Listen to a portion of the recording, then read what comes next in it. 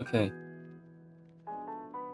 Like I said in previous live stream, today's live stream we're gonna go deeper into the Jacobi elliptic functions. We're gonna go into the depths of the Jacobi elliptic functions. And bringing up the subject for today's live stream is actually derived from the solution, the process of the solution of getting the function of theta value while I was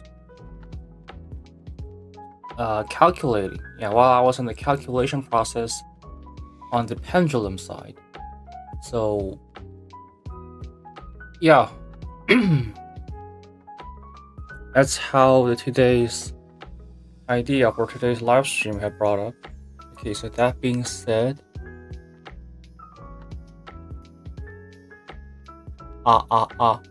okay, my microphone seems good and the background music is on. Nothing is wrong. Okay, we'll get right into it. Jacobi elliptic functions. On the last time we read, until I remember reading this. Yeah, I remember reading this, and I think I remember said something about 3D printer. I think I remember that. Yeah. Let me do a quick recap, because there will be people not have watched my latest live stream. Okay, in mathematics, the Jacobi elliptic functions are a set of basic elliptic functions. They are found in the description of the motion of a pendulum, as well as in the design of electronic elliptic filters. Okay, I'm gonna go straight right into here. There are 12 Jacobi elliptic functions denoted by PQ, UM, where PQ are any of the letters C, S, N, and D. Functions of the form PP, UM are trivially set to unity for notational completeness. Use the argument, and M is the parameter, both of which may be complex. In fact, Jacobi elliptic functions are meromorphic in both U and M. And in meromorphic, we discovered what meromorphic is in the last stream, and that is shit that looks like this. Yes, the graph. Okay, actually I have not 100% guarantee. I'm not 100% guaranteeing that I actually totally know what this is, because we just scratched the surface in the last stream, and meromorphic function term is also the scratching the surface stuff. It also falls into those categories. But what I can glean from the information written here is that there's some kind of shit that looks like this. So it has a certain point that is spiky, as you can see. Yeah, it has infinite or zero values. I believe it's called pole or base. Zeros and poles. Yes, zeros and poles. Okay, the distribution of the zeros and poles in the U-plane is well known. However, questions of the distribution of the zeros and poles in the M-plane remain to be investigated. In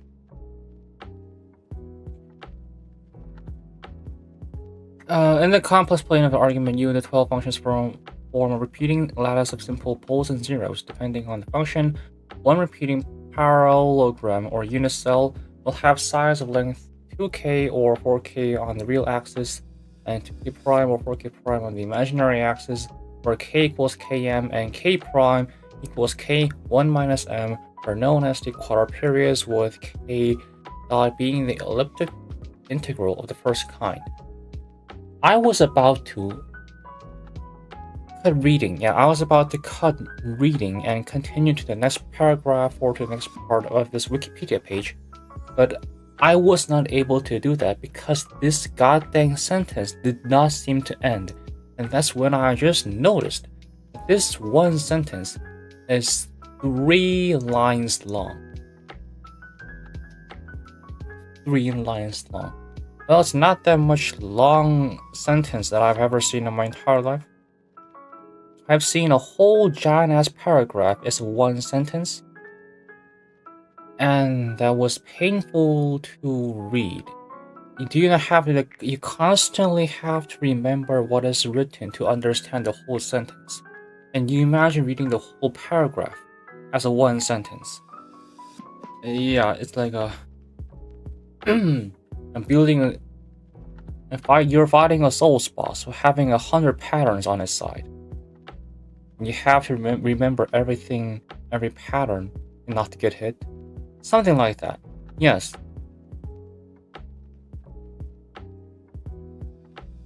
Okay. I mean, now is a really early time to complain on something. I'm gonna complain on something later, but not now. I'm gonna skip through where there's yeah, I'm gonna show you the diagrams. Even though I kinda sound like I'm like a professor, I have some kind of degree in this area of field, but no, I'm equally clueless as you guys watching right now, but like I said, I have seen this one, and I kinda studied a little bit on this one on the last stream. Okay, so for the ones who didn't catch on what I said on the last stream, I said that yes, it's an NDSC. I think I said Nintendo DS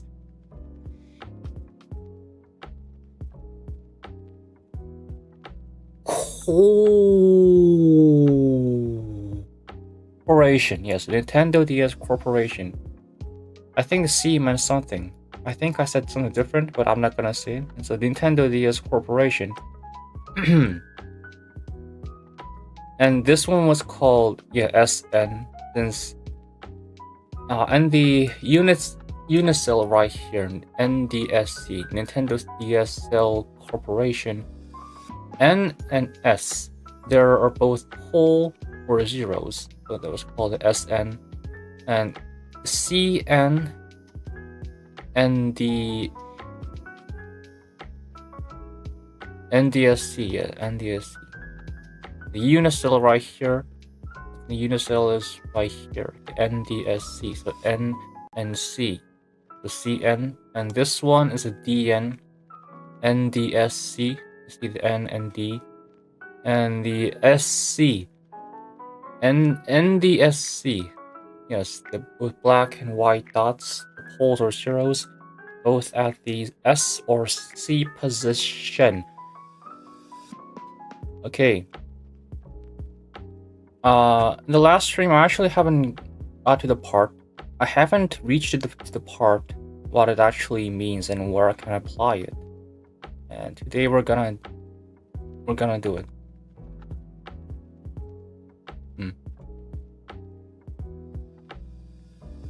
Did I read this part? I don't think so. Okay, notation. The elliptic functions can be given in a variety of notations which can make the subject unnecessarily confusing. Oh Jesus, as if it's not already confusing. Elliptic functions are functions of two variables. The first variable might be given in terms of the amplitude phi, or more commonly, in terms of u given below. The second variable might be given in terms of the parameter m, or as the elliptic modulus k, where k squared is equal to m, or in terms of the modular angle. Alpha, where m is equal to sine square alpha. The complements of k and m are defined as m prime is equal to 1 minus m, and k prime is equal to root m prime. How?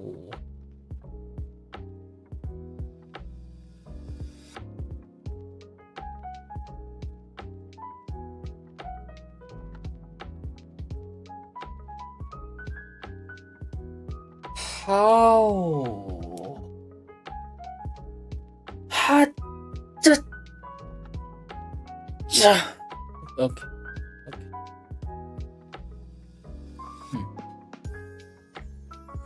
These four terms are used below without comments to simplify various expressions. I have no idea what I just read in this paragraph. And we're just gonna move on. And the thing that I noticed while I was leading some crazy shits on university, I don't have to be 100% perfect on the first go. Because in the later on, when I get introduced the one same notion repeatedly, it will eventually get molded inside your brain whether you like it or not. And we're going for that strategy. The 12 Jacobi elliptic functions are generally written as PQ, UM, where P and Q are any of the letters in Nintendo's DS Corporation. Functions of the form PPUM are trivially set to unity for notational completeness. The major functions are generally taken to be Cn, UM, Sn, UM, and Dn, UM, from which all other functions can be derived, and expressions are often written solely in terms of these three functions. However, various symmetries and generalization are often most conveniently expressed using the full set. However, various symmetries and generalization are often most conveniently expressed using the full set. This notation is due to Gunderman and Glacier and is not Jacobi's original notation. Throughout this article, PQUT² is equal to PQUT. I think I mentioned that as a semicolon, but I realized it's there's a semicolon and also colon. They're called differently. I'm gonna search it on Google how to read that. How to read.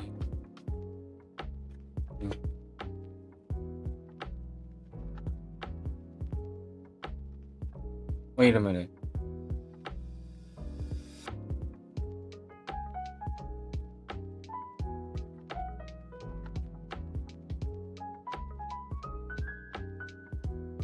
You gotta be shitting me right now.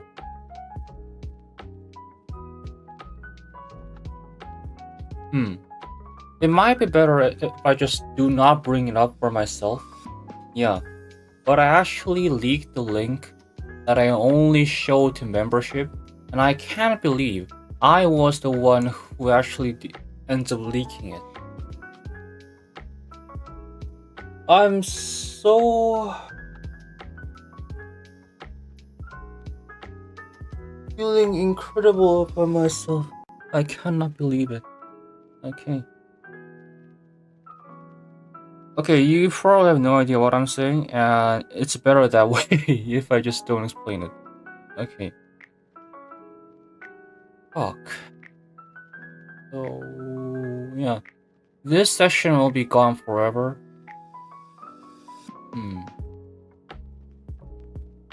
No, the section in question that you'll be wondering right now why I'm suddenly ranting about this non-existent section right now.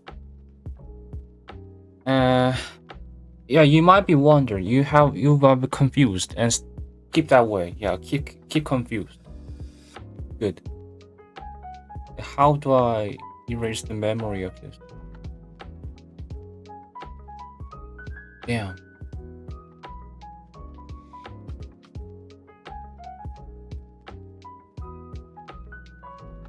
Okay.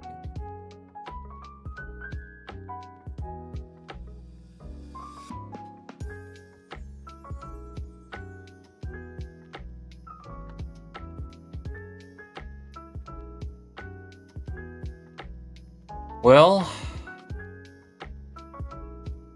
I think I want to apologize that I'm suddenly doing this, but this is actually a really important thing to do for me right now. Okay.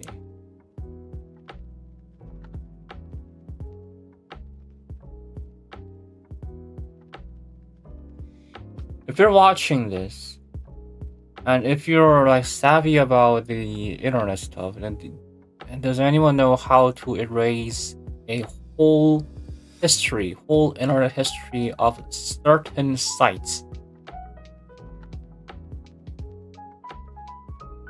And I'm pretty sure there are gonna be lots of you guys who have some experience of this for certain reasons, and maybe now is a good time to ask for help. But seriously though,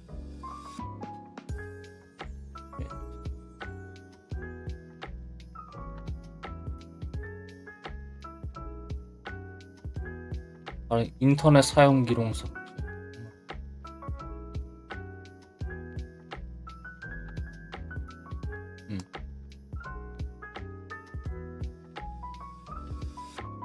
How to erase history of certain sites. To delete the history of a specific website in Chrome, open your Chrome history, Ctrl-H, search for the website, select all the entries for that site, and then delete them. Open Chrome history. Press Ctrl-H to open the browser history, search for the website, have the website name in the search bar at the top of the history page. Select entries. Click the first entry for the website, hold the shift key and click the last entry. It might be pretty boring and like confusing for you guys to see just a plain black screen. I'm gonna search up some image that might be helpful for the viewer's experience. Okay.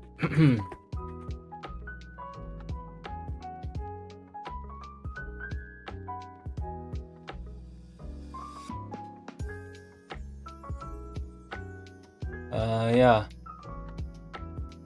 Seems good.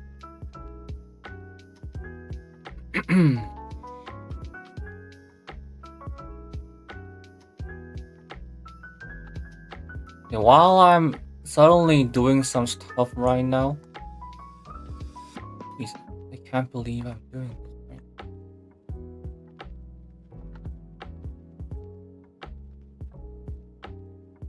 now. Okay.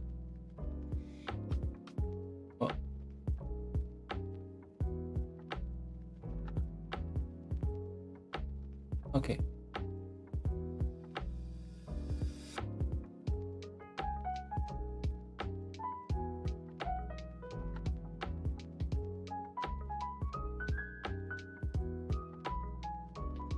Yeah, you just look at the screen. Look at the screen right there. Yeah, I'm sorry, I cannot find Subway Surfers or something equivalent to that to keep your attention span, but this will do. This is actually according to the thing what I'm doing. Yeah. Don't actually forget everything, you know, but forget the things what I want you to forget. That will do the trick. Thank you. Okay.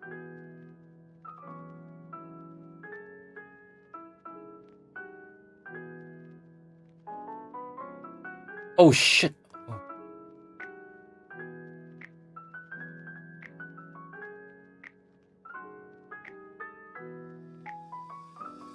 Yeah, okay. Don't worry.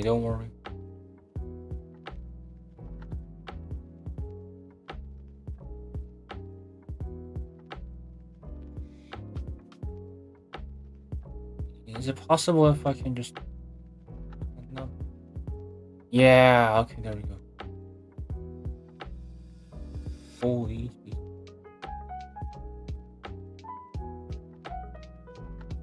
And genuinely speaking, I actually don't know why Will Smith was not included in the Men in Black 4.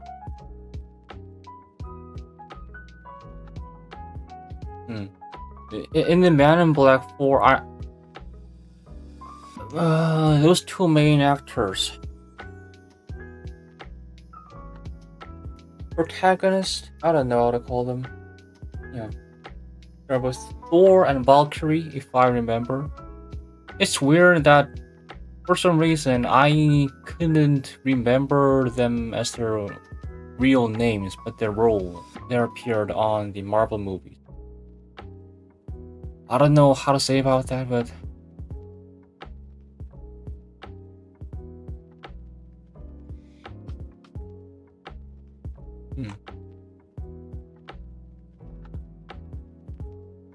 okay. Hero 검색, search the history.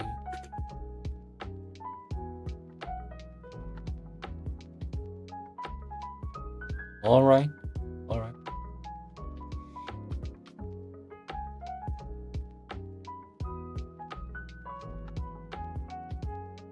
Just in case, erasing all of my Google Drive history.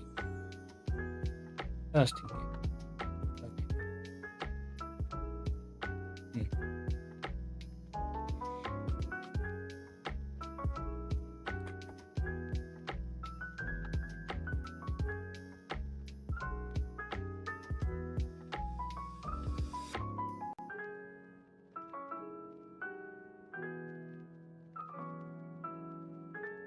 And I think I am done. Yeah, okay.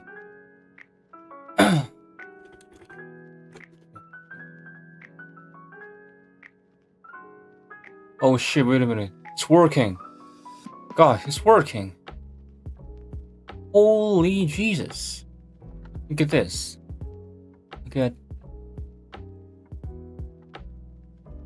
at this. Oh, yeah, look at that. Oh, God. Oh, shit.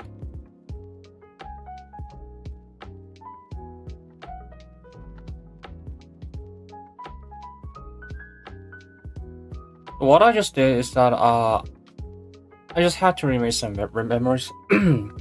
Memories, you know, just like how they did in the movies. Kind of difficult.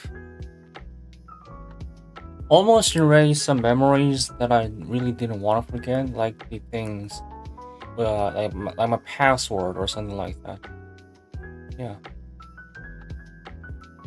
So that actually means there was some chance that I could have leaked my password to my Google account at the same time for somehow. And yeah, that means you just blew your chance. Yeah, now my internet security has enforced.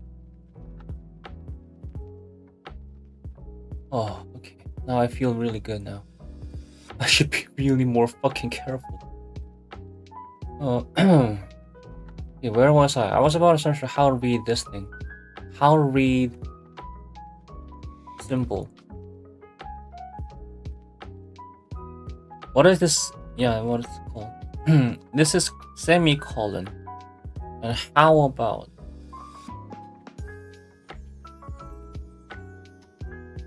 Oh, it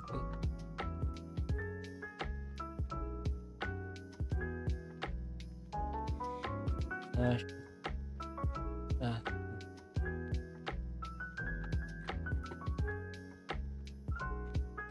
Oh God.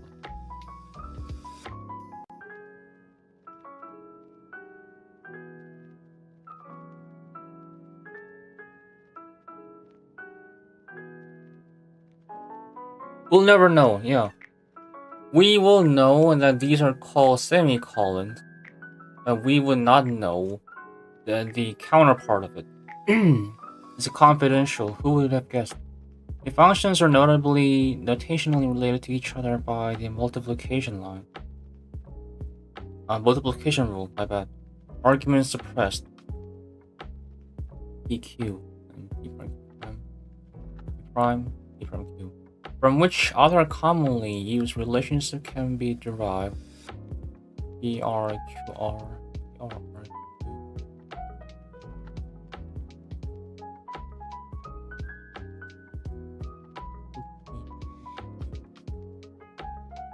I believe it's some kind of related to the matrix. You know, when there's some matrix multiply by inverse matrix, then you will get the unit matrix. I think this refers to that. In the order, the location of where you put the symbols really does matter. The multiplication rule follows immediately from the identification of the elliptic functions with the Neville theta functions. The shit is Neville theta function. Okay, Neville theta. Okay, for the other theta functions, see theta function disambiguation. This is the ambiguation. I see. Okay, in mathematics, the Neville theta function, named after Eric Harold Neville, defined as follows. Oh, Jesus. Okay. Where Km is the complete elliptic integral of the first kind, K prime m and K1 minus m and Qm equals to E powered by that thing, is the elliptic gnome. What does the gnome mean? Elliptic gnome. 이탈리아어로 이름을 뜻하는 단어입니다. 수학에서는 타원함수론에서 gnome이라는 특수한 수가 존재한다. That's the name of the function. Name of the function? Okay. 이 함수는 비원사 함수에 속하며 타원함수의 주기 계산 등에 사용됩니다. Okay, note that the functions theta p zm are sometimes defined in terms of the sum of the gnome qm, and written theta p zq is simplified criteria NIST. The functions may also be written in terms of their tau parameter, that thing where q is equal to e powered by I pi t. Okay, relationship to other functions. The Neville theta functions may be expressed in terms of the Jacobi theta function.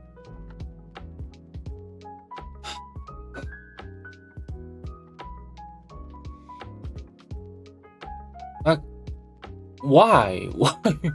Why is it required to do this? Why do you do this? Is this where would you use this? Incredible. Neville theta functions are related to Jacob. Okay, I already read that. Symmetry.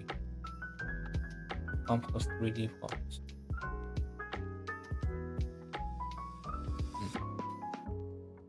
Imaginary and real.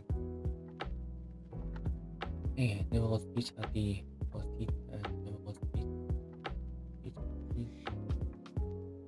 ENSC.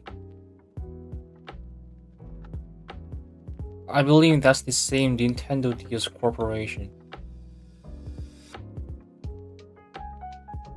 Yeah, okay. I see some, at least a single little bit pattern right here, and that's good.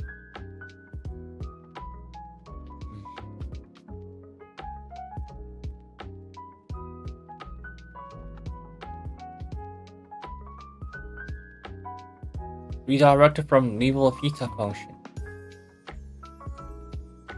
Huh? Okay. Note that the functions theta is the or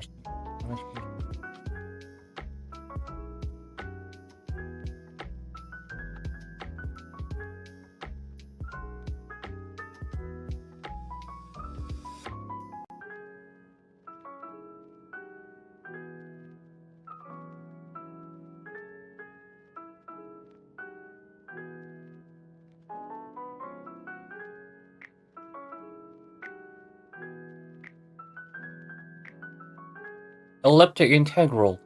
In integral calculus, an elliptic integral is one of a number of related functions defined as the value of certain integrals, which were first studied by Giulio Fagnano and Leonard Euler. Yeah. And I believe you guys have already noticed it, but I realized that it's not called Jacobi, it was called Jacobi. Like I kind of guessed it. Okay. Their name originates from the originally arising in connection with the problem of finding the arc length of an ellipse. Okay. Modern mathematics defines an elliptic integral as any function f which can be expressed in the form fx is equal to integral c to x rt, root pt dt, where r is a rational. Give me a little minute, please. Give me a minute, please.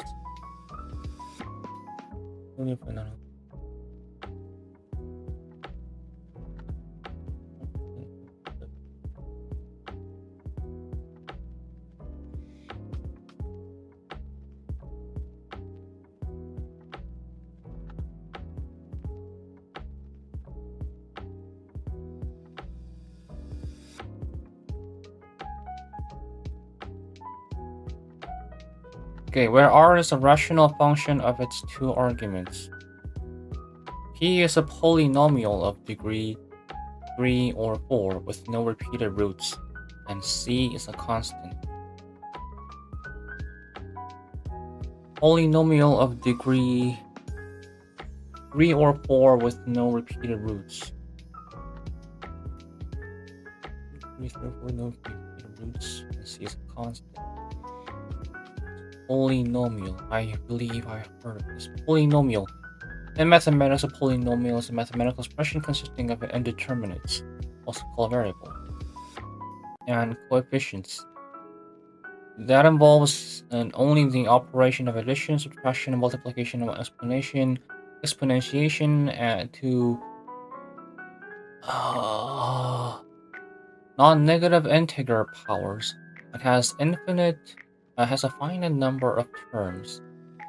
An example of a polynomial of a single indeterminate x is x squared minus 4x plus 7. An example with 3 indeterminates is x powered by 3, x cubed 2xyz squared minus yz plus 1. Okay, I see. Yeah, I thought polynomial was like another boss level notion of the mathematics, but I think it's not. It's fine. Degree 3 or 4 with no repeated roots, and C is a constant. Okay. In general, integrals in this form cannot be expressed in terms of elementary function. So that's why. ChatGPT suggested this Jacobi elliptic functions. Also mentioning elementary function. Yeah. I think the ChatGPT says similar thing that is written on the Wikipedia right here. Exceptions to this general rule are when P has repeated roots, or when Rxy contains no odd powers of y, or if the integral is pseudo-elliptic. However, with the appropriate reduction formula, every elliptic integral can be brought into a form that involves integrals over rational functions and the 3 legendary canonical forms. Holy shit. We made it, guys. Canonical forms, but it's legendary. I sound too immature, don't I? Also known as the elliptic integrals of the first, second, and third kind. Besides legendary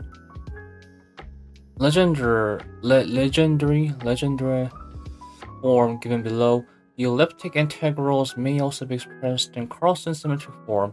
Additional insight into the theory of the elliptic integral may be gained through the study of the Schwarz-Christoffel mapping.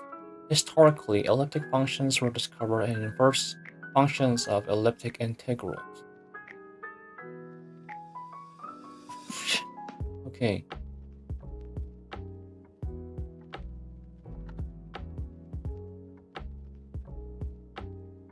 Rational function.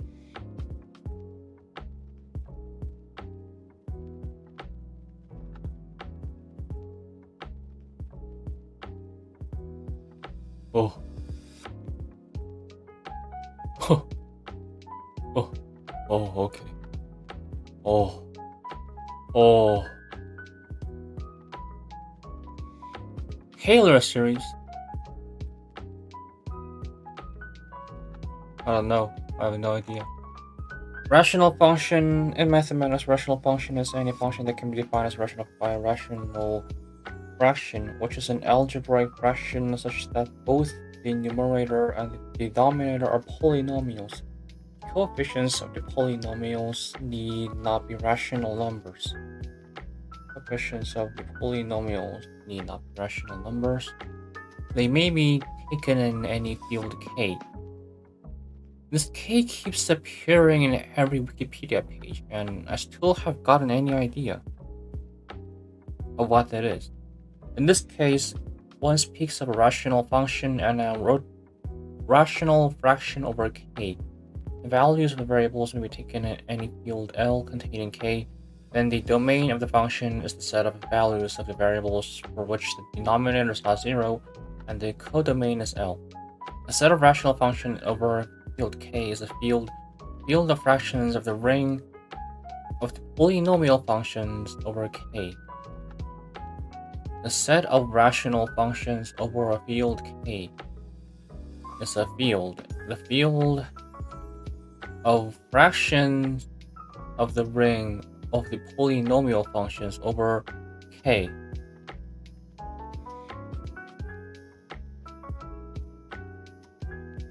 Interesting. And do you know what I just say? Why I just said interesting right now? Yeah, it's because suddenly the ad appeared on my YouTube monitoring screen, and that was so interesting enough that I was able to took my attention towards the ad itself, and it was so interesting, and I totally forgot what I was saying, and I also think I partially forgot about what today's stream was meant about. Well, you gotta say, the ad was something about anime, and I really liked it. It's really hard. It's really hard to find anime stuff on the street. Well, anywhere, but particularly in South Korea. I don't think South Korea might be the country that has the least amount of anime or weeaboo stuff on the street, but I'm very confident that South Korea has very, very low amount of weeaboo and anime stuff on the street. Yeah, so whenever I somehow encounter those stuff on the street or well anywhere in the public, I'll go like, holy shit! I don't know who did this, but this guy did it. Round of applause. Yes, and I applause at that moment, and everyone around me starts to get up and they applause at the same time. It's what I had every time in my mind, but of course I don't do that. That's cringe. This cringy moment is I really don't like. But the thing is, the point is, even though there's really few amount of those stuff in the street, but it does exist. And when I encounter it, like, it almost feels like I'm encountering a small national treasure. Like it's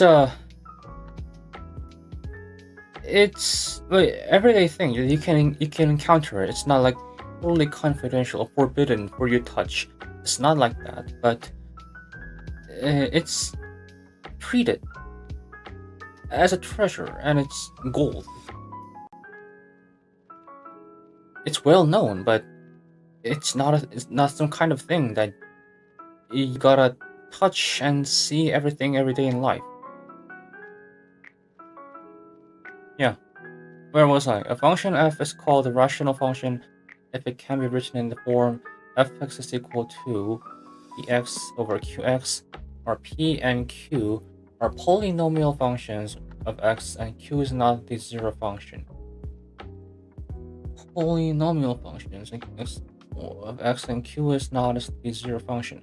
The domain of f is the set of values of x for which the denominator qx is not zero. However, if p and q have a non-constant polynomial greatest common divisor r, then setting p equals to p1r and q to p1r produces a rational function.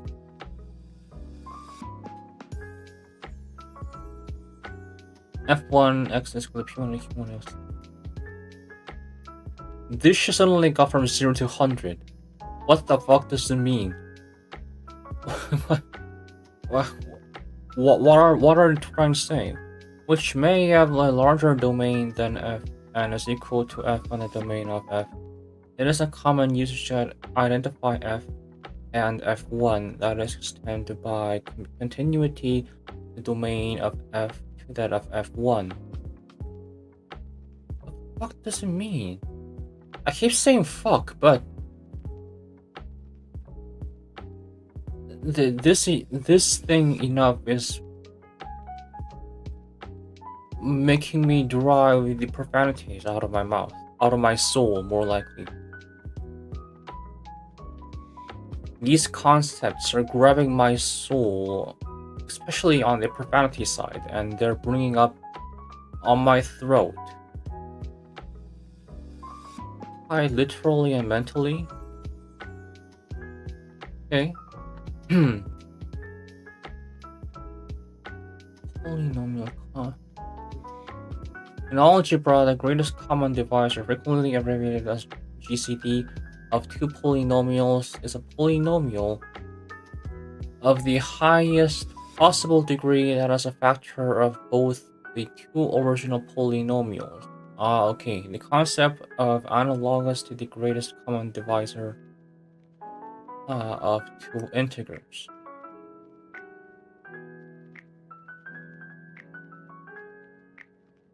The greatest common divisor, GCD, also known as greatest common factor of two or more integers, which are not all zero, the largest positive integer that divides each of the integers.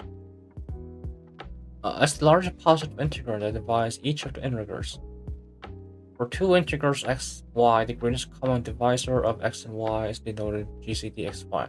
For example, the GCD of 8 and 12 is 4, that is GCD is 4. 최대 공약수구나. 난 뭔 또 개 더럽게 복잡한 그딴 그런 건 줄 알았는데 최대 공약수 말하는 거였어. Damn. Yeah, there's a problem. Now you can see the problem when the South Korean guy tries to learn math in English. I just realized what it is in South Korean. I feel so disappointed to myself. This shit I learned when I was in elementary school. This shit I learned when I was elementary school student. I see. Okay. It doesn't matter that much, so where was I? Polynomial greatest common divisor. Okay. Now I see what it's like. Non-constant polynomial greatest common divisor are then setting. Now it makes sense. I see. Okay. Non-constant polynomial greatest common divisor (GCD) are okay.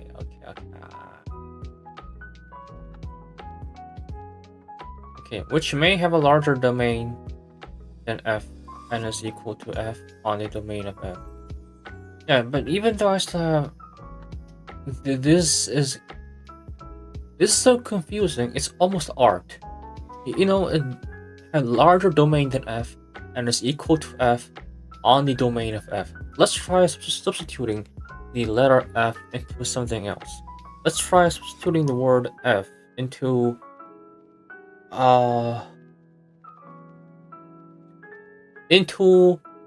a butt. Okay. larger domain than but and is equal to but on the domain of but.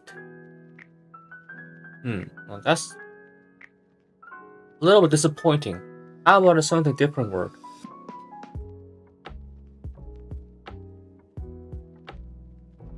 You may have a larger domain. How about instead of but, how about as?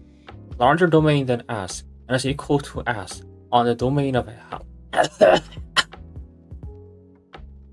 Okay, probably that also might have not worked, then some unknown supernatural forces have just forbidden me to repeat those unforsaken words, and I don't like how this is going.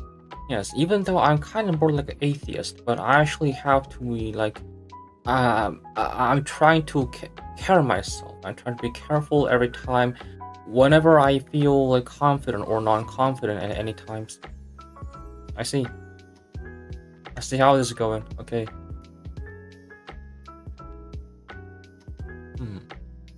But anyway, but or as or why you can anything you would think of it, it's art.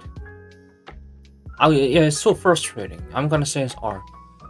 Okay, it is a common usage to identify f and f1, that is to extend by continuity the domain of f to that of f1. Indeed, one can define a rational fraction as an equivalence class of fractions of polynomials, where two fractions ax over bx and cx over dx are considered equivalent if ax dx equal to bx cx. In this case, px qx is equivalent to p1x q1x. That's it. Okay.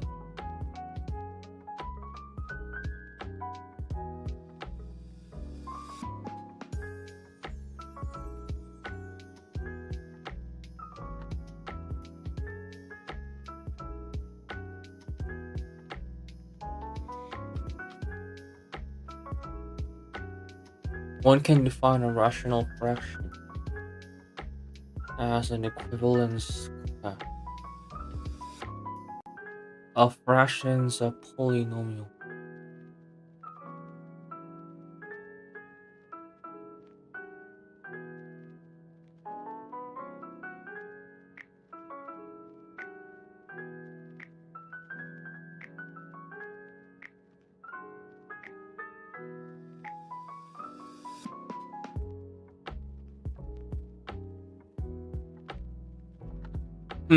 A proper rational function is a rational function in which the degree of px is less than the degree of qx, and both are real polynomials, named by analogy to a proper fraction in Q.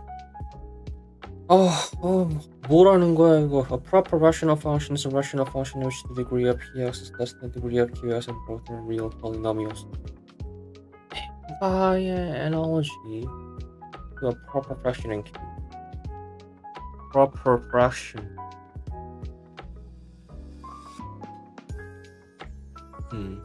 Proper and improper fraction. Common fractions can be classified as either proper or improper. When the numerator and the denominator are both positive, the fraction is called proper if the numerator is less than the denominator. Okay. And improper otherwise.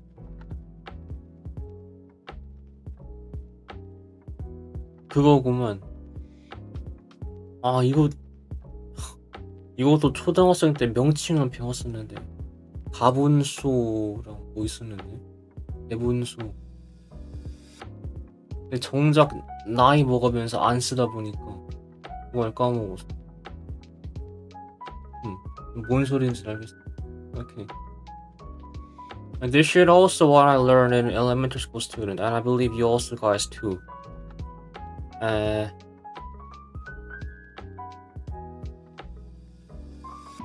Whoa. Am I the only one who says the pie?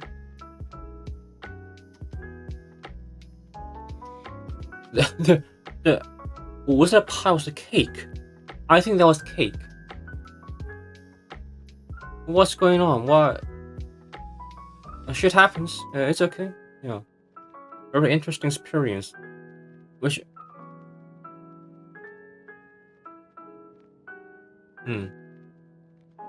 Pretty sure you guys also have witnessed the cake. A proper rational function is rational function everything. Okay. Complex rational functions.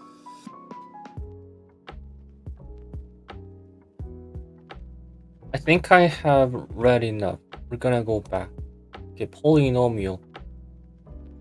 Where do we got sidetracked from here? Polynomial.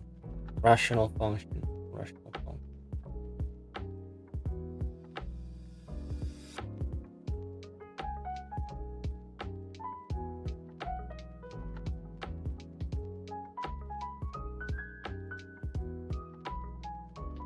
Okay. R is a rational function of two arguments. T is a polynomial of degree 3 or 4 with no repeated roots, and C is a constant. No repeated roots is also what I'm concerned about. I don't want repeated roots. Okay. Polynomial with repeated roots. A repeated root of polynomial is a value that occurs multiple times as a solution to the equation when set to 0. In other words, if a polynomial can be factored and a certain factor is repeated, if a polynomial can be factored and a certain factor is repeated, that factor corresponds to a repeated root. Explanation: factoring and roots. When a polynomial is factored, each linear factor represents the root of the polynomial. For example, if a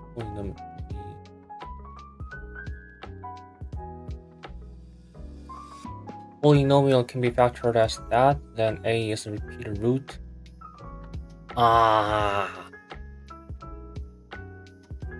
오케이. 저걸 뭐라 부르지? 너 우리나라 말로 있나 저게? repeated root.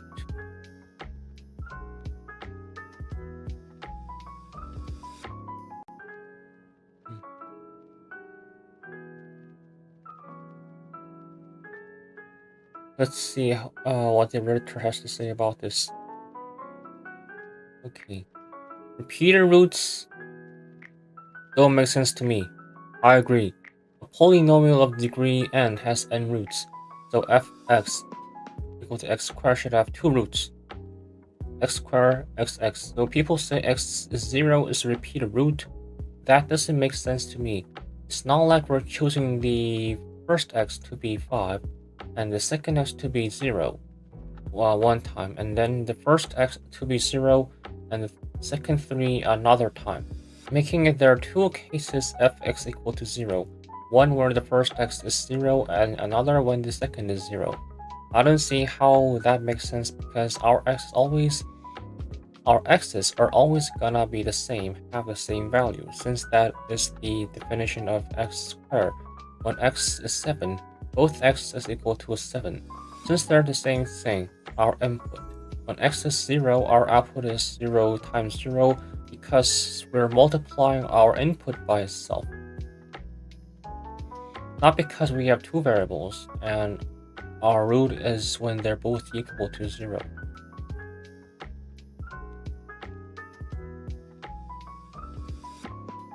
But to me, fx equal to x squared seems it only has one root, x equal to 0. Can someone help clear this up for me?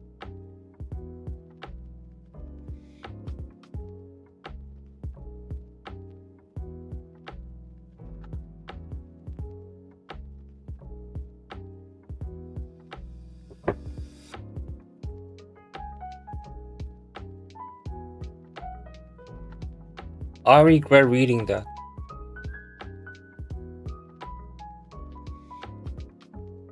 It shook my brain so hard.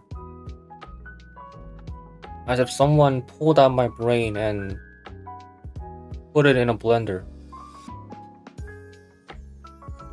Okay, I'm gonna forget what I just read. Yeah, and I really do have to learn more about English. I think I really have to do. Okay, we're gonna go back and focus what we're doing. Integral sentence form cannot be explained in functions. Okay. Exceptions to this general rule are when P has Peter roots, or when Rxy contains no odd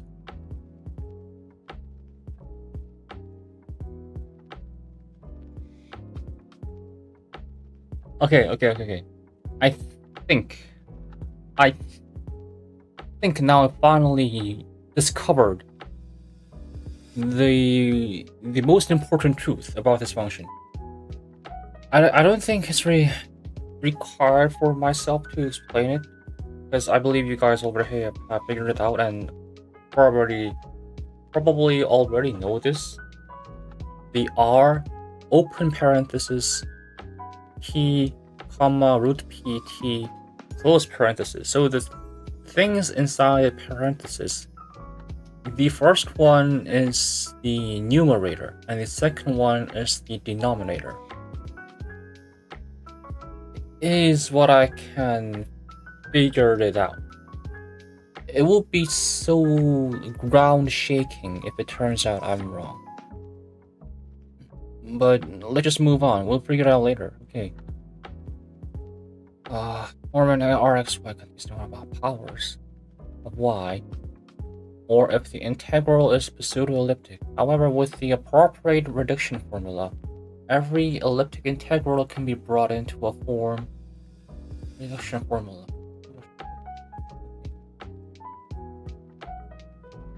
In integral calculus, integration by reduction formula is a method relying on recurrence relations.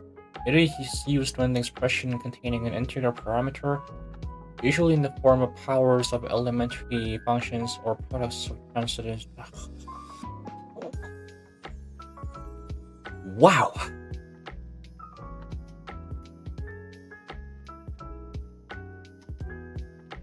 I think I really have to read this, of course.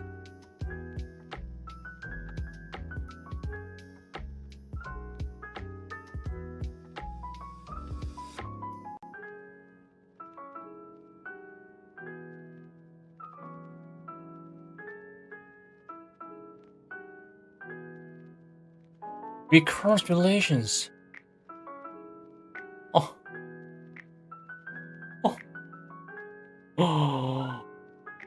Okay. It is used when an expression containing an integer parameter, usually in the form of powers of elementary functions or products of transcendental functions and polynomials, of arbitrary degree, can't be integrated directly, but using other methods of integration, a reduction formula can be set up to obtain the integral of the same or similar expression with a lower integer parameter, progressively simplifying integral until it can be evaluated. This method of integration is one of the earliest used. How to find the reduction formula. The reduction formula can be derived using any of the common methods of integration, like integration by substitution, integration by parts, integration by trigonometric substitution, integration by partial fractions. I think I know what this is about, etc. The main idea is to express an integral involving an integral parameter, a power of a function presented by in terms of an integral that involves a lower value of the parameter, lower value of the function. For example, in-1 or in-2. This makes the reduction formula a type of recurrence relation. In other words, the reduction formula expresses the integral in equals to that in terms of k, where k is lower than n. Okay, to mention recurrence relations, I think it's something to do with that. It's related to that concept. I see. How to compute the integral. Now this is exciting. To compute the integral, we set n to its value and use the reduction formula to express it in terms of the n1 or n-2 integral. The lower index integral can be used to calculate the higher index ones. The process continues repeatedly until you reach a point where the function to be integrated can be computed. Usually when its index is 0 or 1.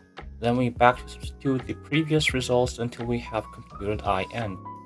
Please show me the examples, in. Below are examples of the procedure. Why am I getting Lost Ark advertisement? I have never watched a single part of the game. Okay, cosine integral. Typically, integrals like cosine part by n x dx can be evaluated by reduction formula.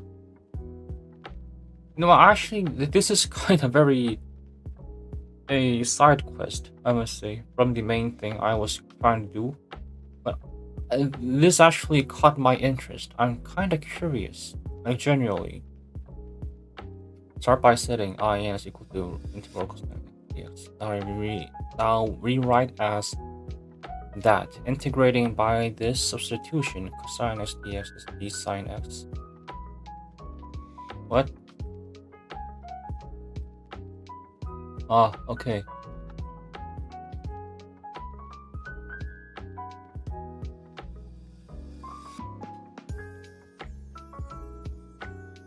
Huh?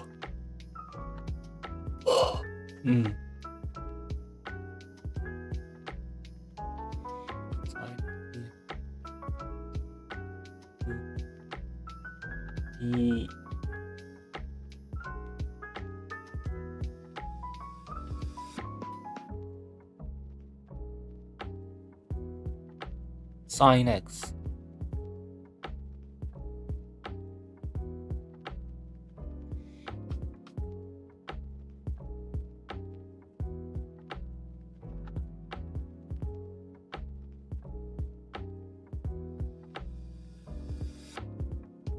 Wow.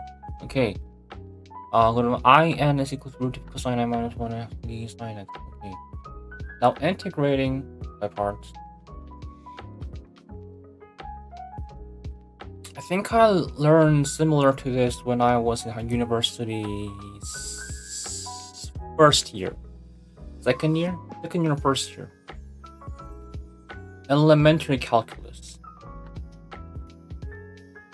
If I had to directly translate the textbook into English, then the title was Elementary Calculus.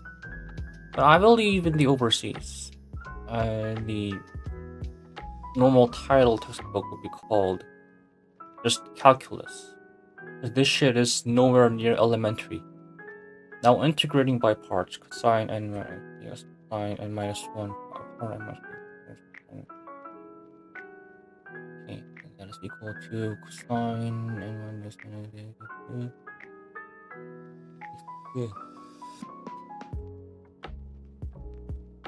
뭐야 이거?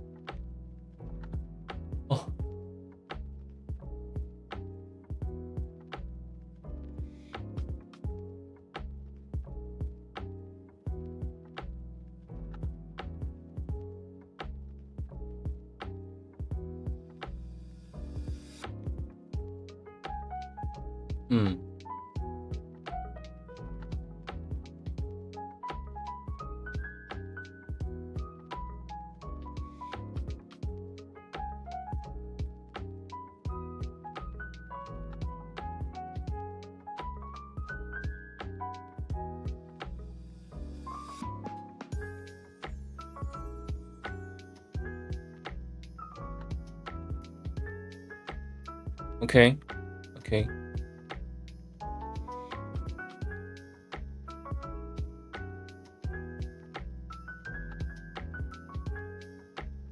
Okay.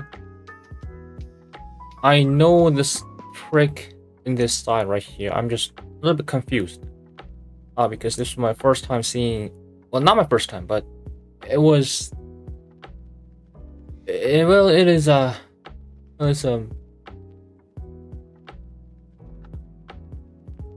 nothing much different than saying that I'm seeing the first time, but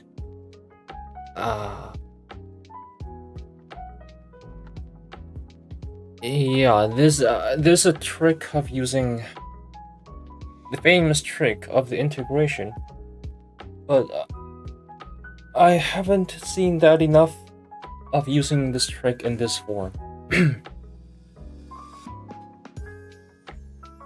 But I think I get it. Okay, and now it's recursion. It's recurring.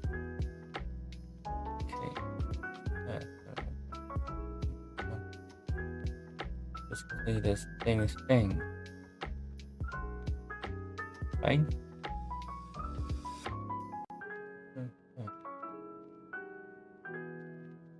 Huh?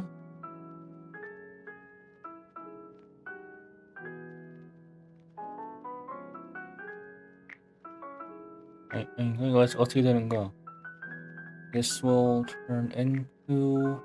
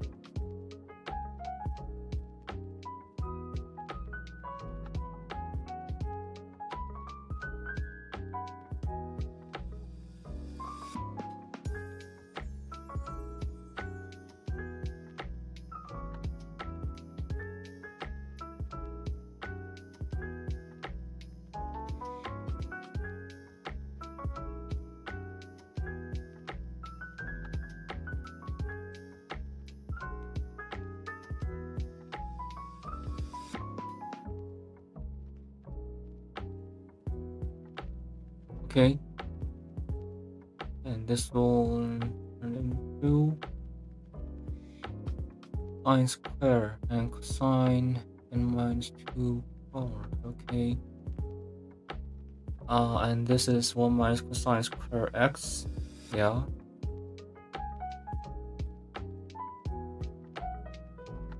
What is that? What? Oh, okay. Sine and dx and the cosine and interesting. Minus 1 and cosine and dx. Sine and dx repeats. Okay. Same thing.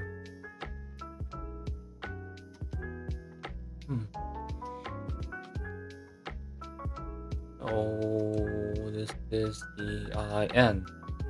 I'm gonna substitute right here. This is IN minus 2. Okay. Solving for IN plus n minus 1 IN equal to. Okay. Yeah. Move this one on the left side and cosine n minus 1 sine x powered by n minus 1 sine x plus n minus 1 IN minus 2, and can change that into n IN equal to cosine n minus 1 x sine x plus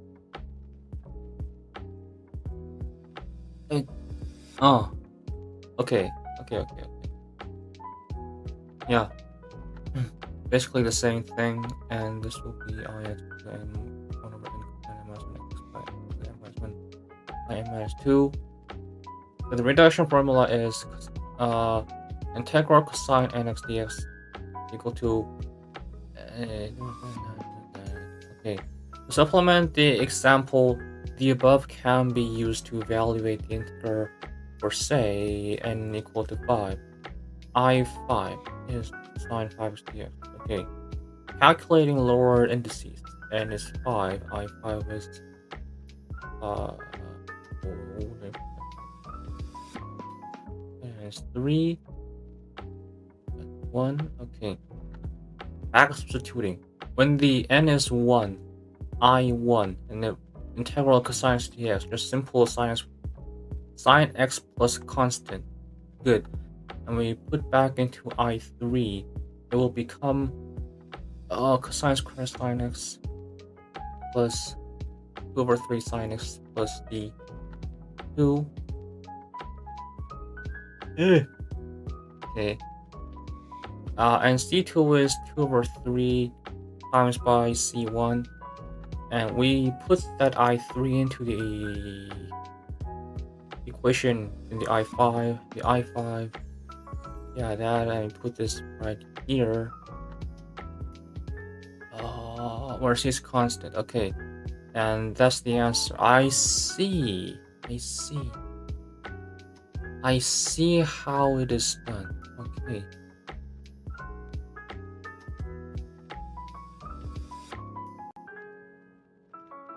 Interesting. I don't think I don't have to read all of the examples right here. Oh my god. Oh my god. Yeah, but now I know this information, and it will be very important. It feels like it's very important according to the pendulum thing I was doing last stream. And it will also help me understand the Jacobi elliptic functions even more further. Oh, okay. And I think I don't need this page. No, I don't think I need this page. Okay. Now where was I? Okay.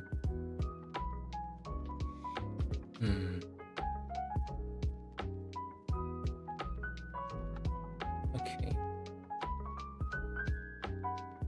Integration by reduction formula.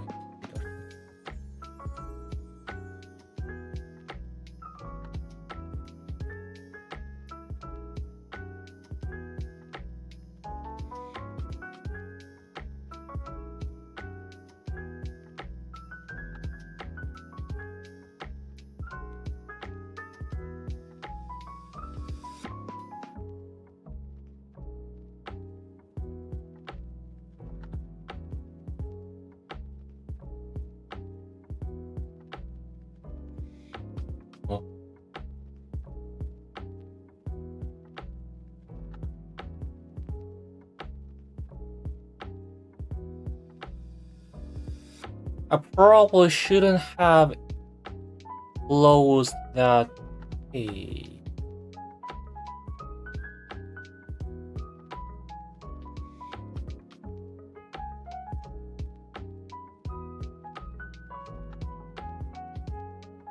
Shit.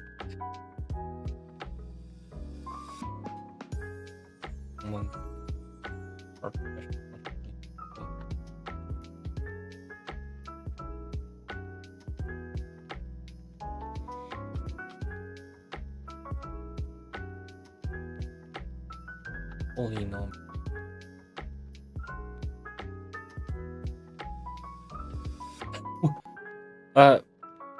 Okay, guys, I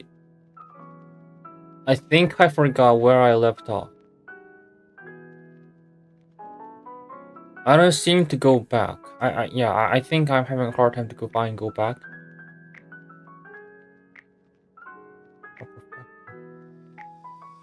Polynomial. Okay. We'll just continue. Or right here. Not gonna matter that much. There's definition relating the elliptic function to the inverse and incomplete elliptic integral of the first kind. Oh, this is actually important. Incomplete elliptic integral. Okay. Of the first kind. Elliptic integral of the first kind. Okay. Okay. We redirect from here. Good. Elliptic integral. Okay, every elliptic integral can be brought into a form that involves integrals of rational functions in the three legendary canonical forms, also known as the elliptic integrals of first, second, and third kind. Besides the legendary form given below, the elliptic integrals may also be expressed in Carlson symmetric form. Additional insight into the theory of the elliptic integral may be gained through the study of the Schwarz-Christoffel mapping. Historically, elliptic functions were discovered as inverse functions of elliptic integrals. Argument notation. Incomplete elliptic integrals are functions of two arguments. Complete elliptic integrals are functions of a single argument. These arguments are expressed in a variety of different but equivalently ways as they give the same elliptic integral. Most texts adhere to a canonical naming scheme using the following naming convention. For expressing one argument, alpha, the modular angle, k is equal to sine alpha, the elliptic modulus or eccentricity. Shit, what was eccentricity? I completely fucking forgot. Okay. 26. Briefly remember. It all leads to the same thing. How interesting. Interesting.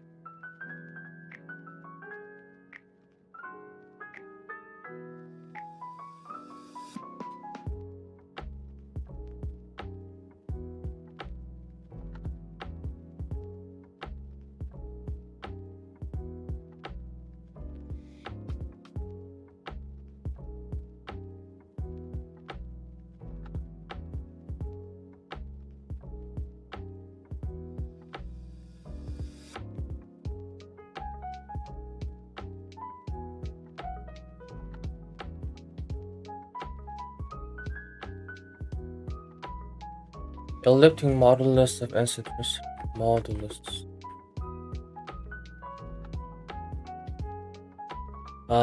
M is equal to k squared.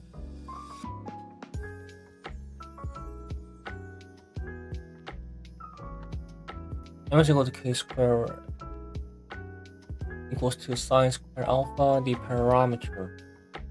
Each of the above three quantities completely determined by any of the others. I might have to write this in somewhere.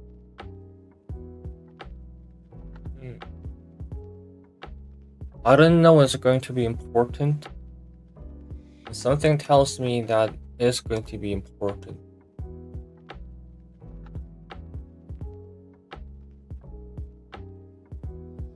Okay. Reminds me of the old times where I was still a student. Not much of a good day, honestly speaking.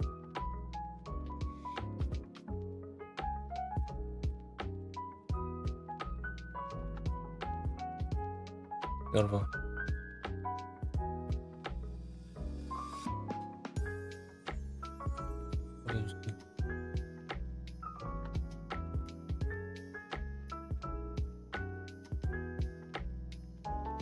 Alpha. K is sine alpha. Hold on. Okay. Alpha.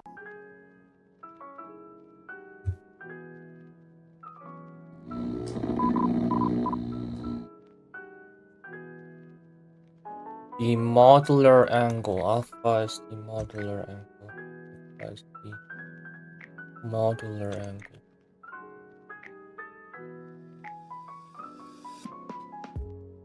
Modular angle. A is the alpha, no, sine alpha. Right, and sine alpha.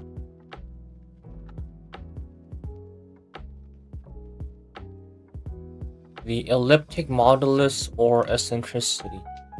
Elliptic modulus or eccentricity. elliptic modulus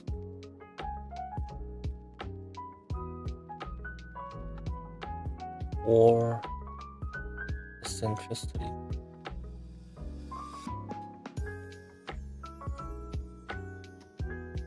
Okay, next one.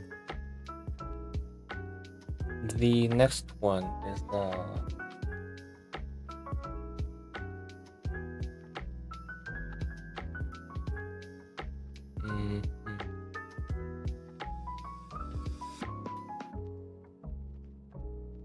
m is equal to k squared or sine square alpha, the parameter.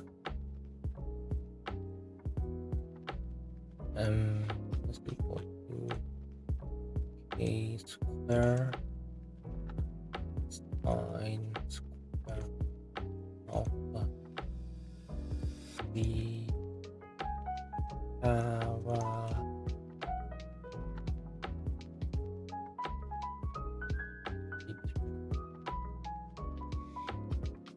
Is it just me, or the distance between M and E are quite distant?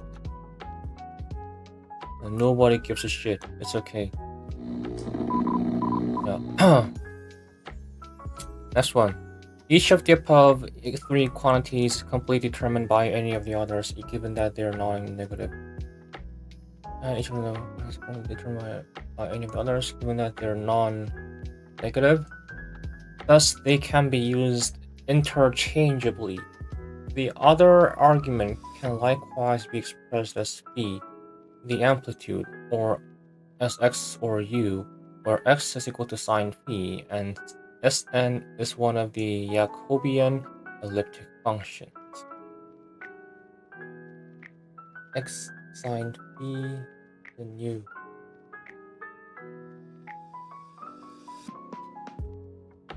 Oh.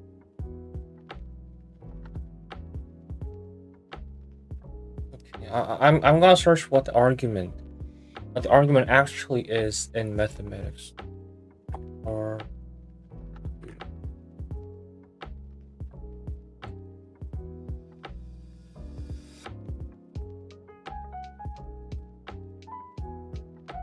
argument.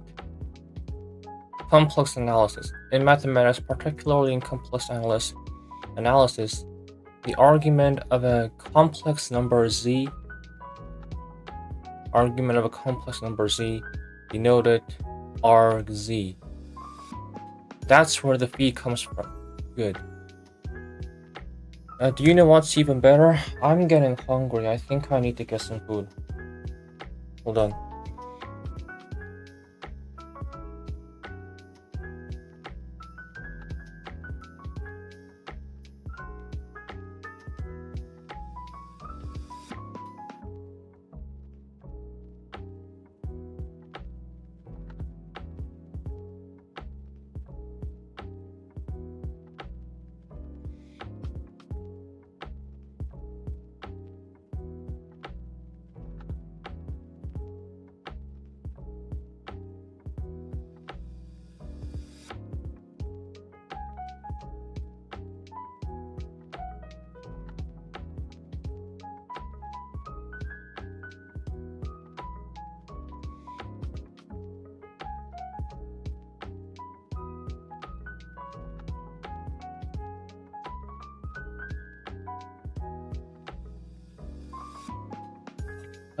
아이고 허리야.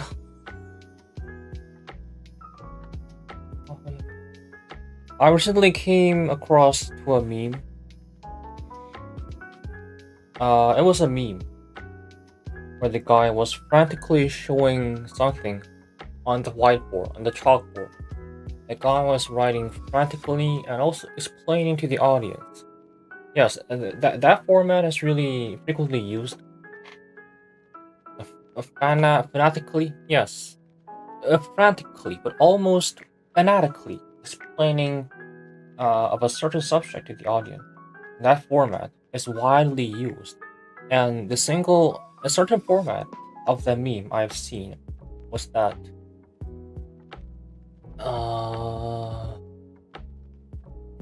it was that a man explaining to the farmers. Oh yeah, the man who invented milk explaining to farmers what he was doing with the cow was the meme format that I've seen, and it was quite interesting. Hmm. Quite interesting. I mean, I know that it was supposed to be interpreted as that the man was sucking on the cow's breast. No, cows. Cows doesn't have breast.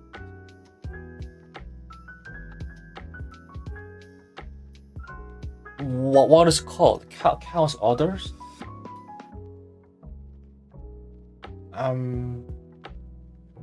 No. I don't think. I'm not gonna think much too deeply onto this, but the thing is, I don't think the actual inventor of the milk didn't have any intentions to, like, like, have a sexual experience with the cow. I don't think that's what happened in the process of inventing milk, because I think it came across. I think it sprouted from just the simple idea, because when we were all babies, we all had to feed on the mother's milk to grow, obviously, because that's how the basic, most normal human behavior works. And it also works. It also works around the whole mammals, almost completely. Not only humans, but almost every mammal. There are a lot of mammals that, yeah, I think there's some mammals who doesn't feed their baby their milk. I think those type of mammals also exist, but mostly mammals, they feed their baby with their milk from their mothers, and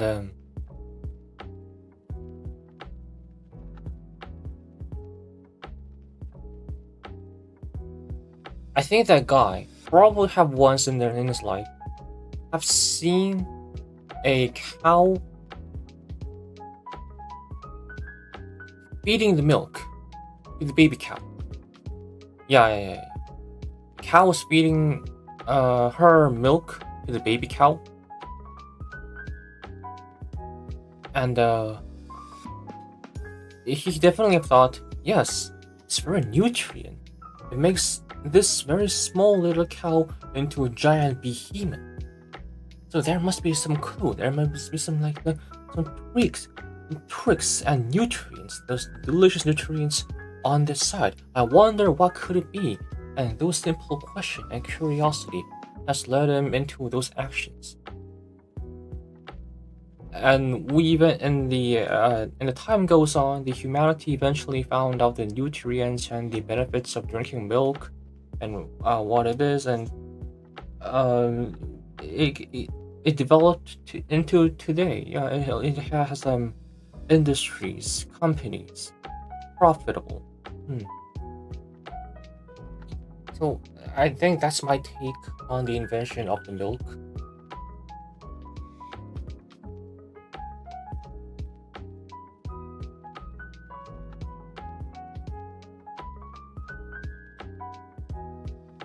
And also, not everything has to be taken like sexually at anything. And being sexually at anything does not guarantee any human. It's also a fact. It's almost like I mean, it works. It does work. It does work, but over exceeding and unnecessary being sexually on anything is just being cringe and is equivalent behavior of third graders. And I know third graders and middle school students because I was once a teacher in the English Academy, And I know their exact behavior, and I know what they said. Yeah.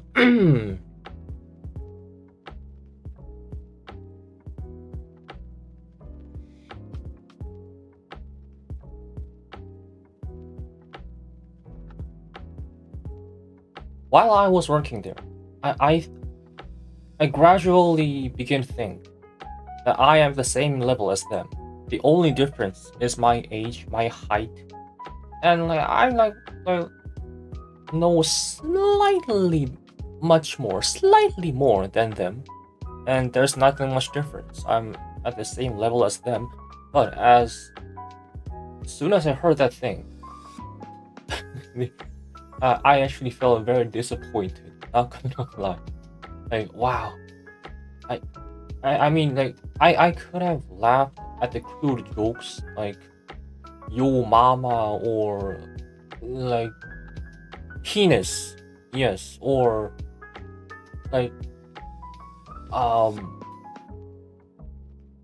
ass, or something like that, yeah, boobs, and kids will go, like, crazy, as if that's the, like, laughing gas concentration of 1 liter in 1 cubic centimeter, as if, like, they inhale that shit. Kids will go crazy, but I would have gone mad laughing just hearing those stuff if I was like 9 years old. Oh, that kind of reminds me. No, it kind of reminds me of a very old story that I just remembered right now, and no, I'm not gonna share it right now because it's gonna get sidetracked. It's gonna get sidetracked to a unreturnable degree.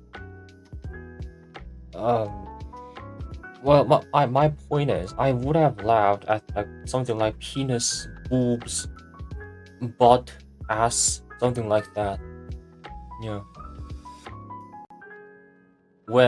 If I'm 9 years old, but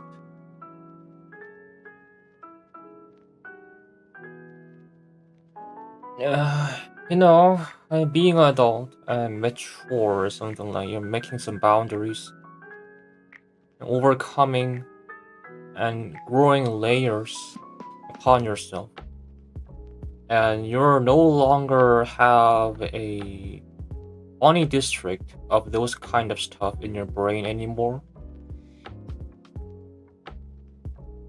You have grown better, improved, and yeah, that's the time I just felt that. Even though that I thought that I'm much the same level as them, there are some unseen, untold layers of distance between them and me.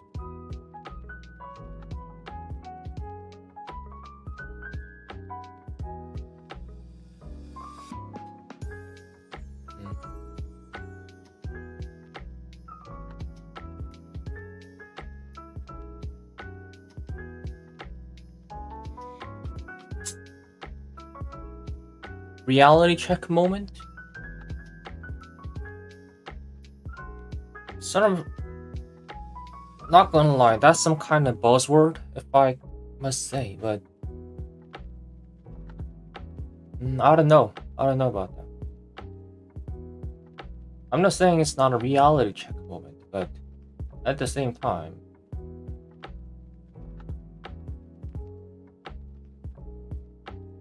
well, that was just some kind of experience. Yeah, just some experience every day. Everyone could have felt at least one single moment in their life. Okay. This time I have some bread. Greasy bread. Because I like the exact type of bread I desire. Okay.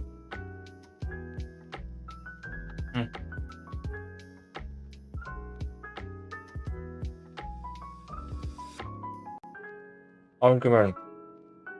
Complex analysis.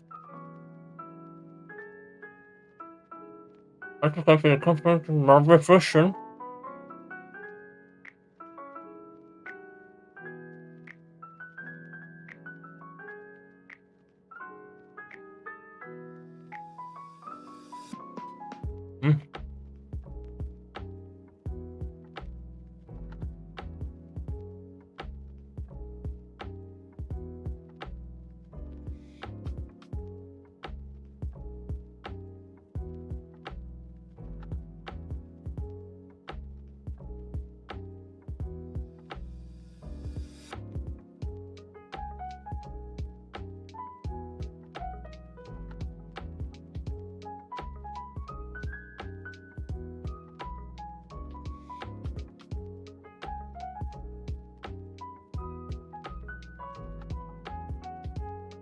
Oh.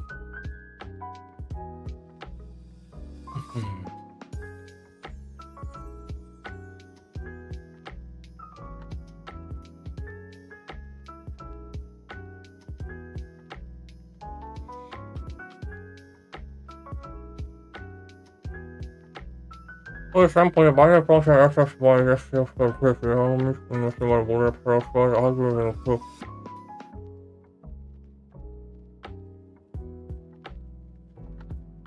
Oh shit. It's actually more difficult than I thought. Okay. Oh god.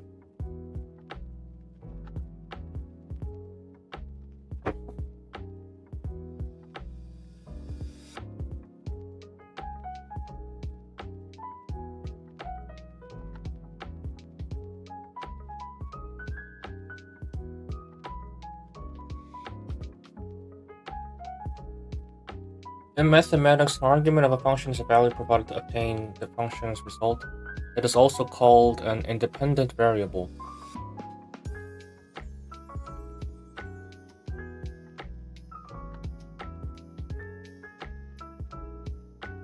For example, the binary function fxy, x squared plus y squared, which is a function of circle, has two arguments, x and y, in an ordered pair.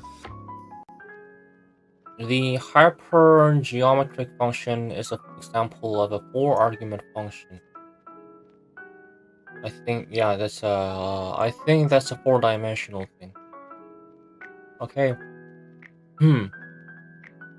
The number of arguments that a function takes is called the arity of the function. A function that takes a single argument as input, such as fx equals x squared, is called a unary function. A function of two or more variables considered to have a domain consisting of ordered pairs of tuples of argument values.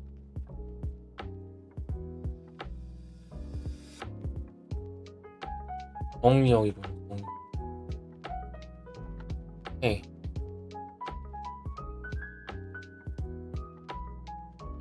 Tuples of argument.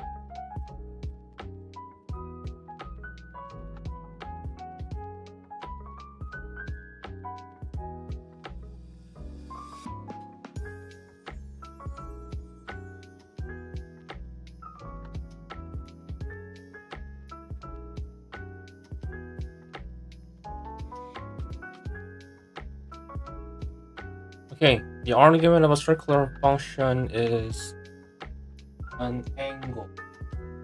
Argument of a circular function, an angle. The argument of a hyperbolic function is a hyperbolic angle. Huh?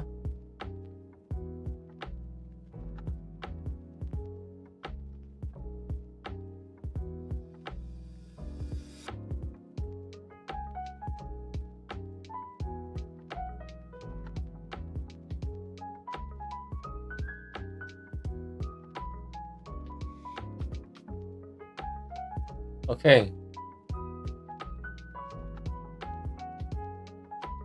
Okay.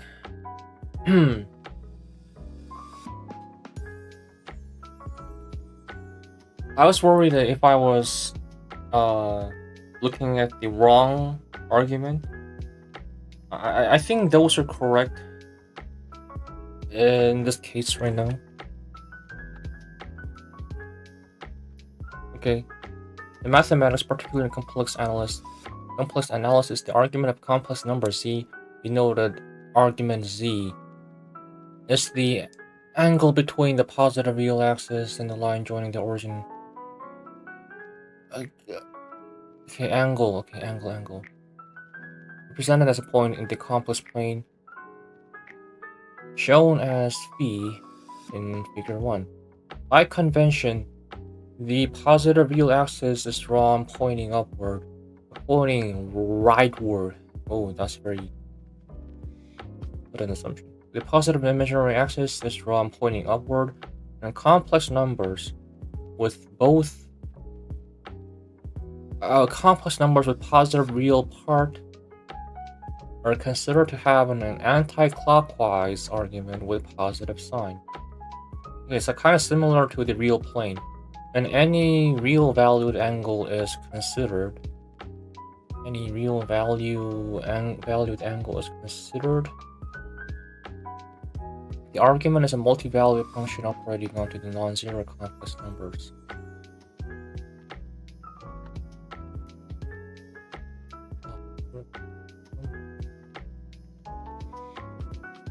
The principal value of this function is single value, typically chosen to be the unique value of the argument that lies within the interval minus pi to pi. In this article, the multi-valued function will be denoted as argument Z, and its principal value will be denoted as argument Z. What?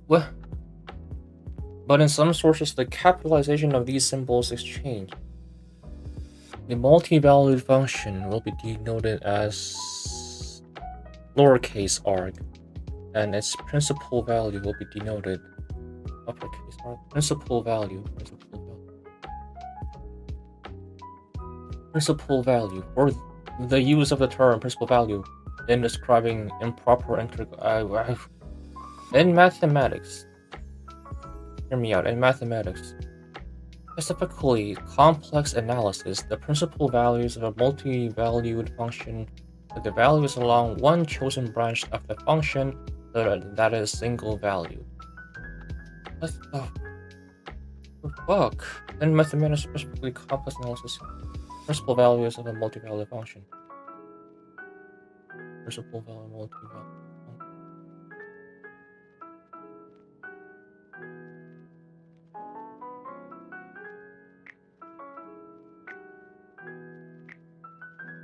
The values along one chosen.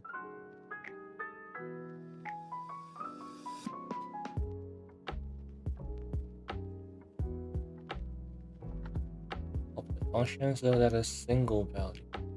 The simple case arises in taking the square root of a positive real number. Much easier. For example, 4 has 2 square roots 2 and minus 2. Of these 2 positive root, 2 is considered the principal root and is denoted as root 4. Oh, okay. Motivation. Consider the complex logarithm function log z. It is defined as the complex number w such that e powered by w is z. Now, for example, say we wish to find log I. This means we want to solve e to the power of w equals to I. For w, the value I pi over 2 is a solution.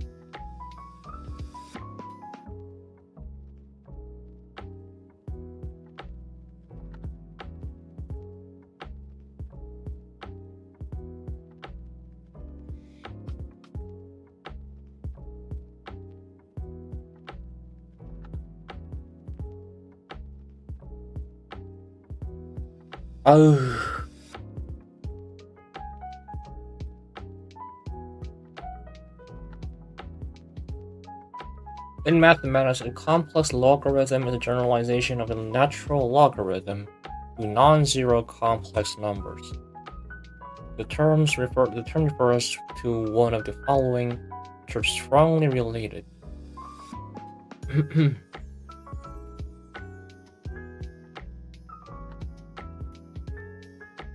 A complex logarithm of a non-zero complex number z. Non-zero complex number z defined to be any complex number w for which e to the power of w is. Such a number w is denoted by a logarithm z.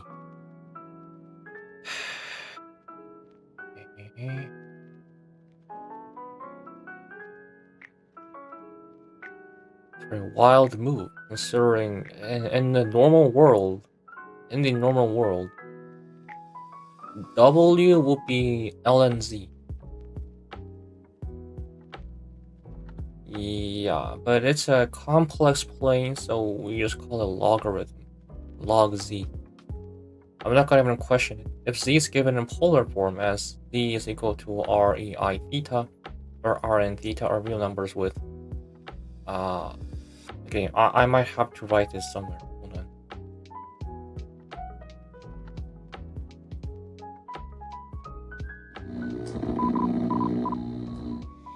Okay. Equal to z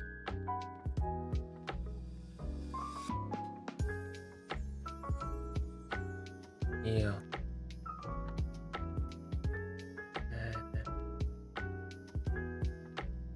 Complex world.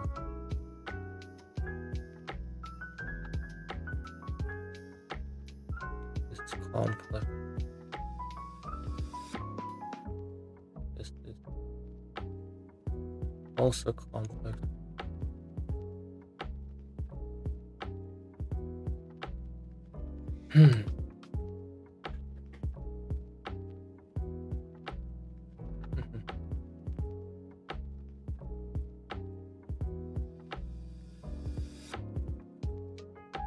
Z equals to r e I theta, where r and theta are number bigger than 0, then ln r plus I theta is one logarithm of z, and all the complex logarithms of z are exactly the numbers of the form ln r plus I theta plus 2 pi k for integers k. Okay. Okay.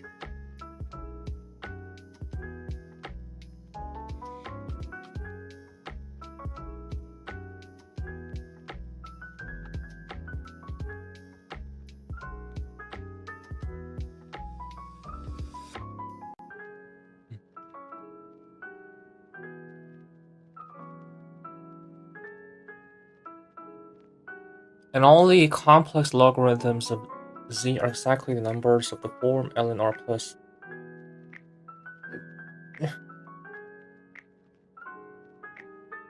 Yeah.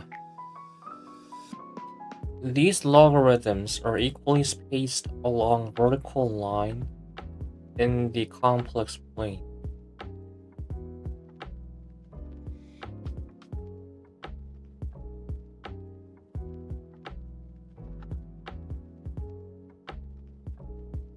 The complex valued function log u to c defined as some subset u of the set c of non-zero complex numbers.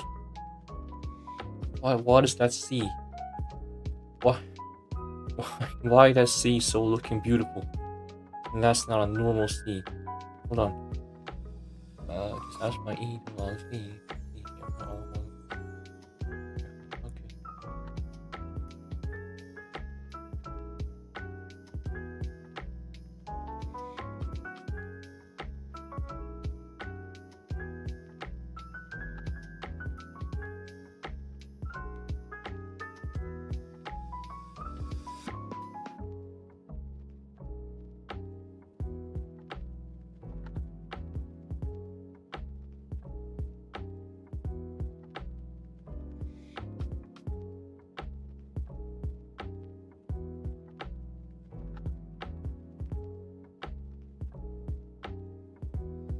It makes sense now. It makes sense. Problems with inverting the complex exponential function. For a function to have an inverse, it must map distant values to distinct values. Okay, hold on. So oh, you wanna see what I was seeing? Okay, so I actually have seen a YouTube video about something like this. Yeah, it was about the Euler equation. You know, the e powered by I pi plus 1 is equal to 0. And that just one day struck my mind. Like, how the fuck is that even possible? How do you multiply e to a I pi times? How do you do that? So I was very curious about that for some moment in my life, and I searched that on YouTube, and I got some information, some intel about those stuff, and I think it went something like this. It went something like this right here, and this right here, and it goes around. It goes around. Yeah. Okay. E I theta, and theta goes around, and where the theta reaches, where the point reaches, and the distance between the point and the origin becomes that value. No.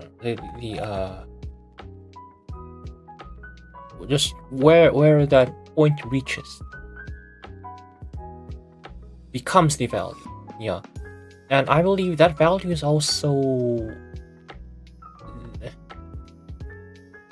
was a vector value.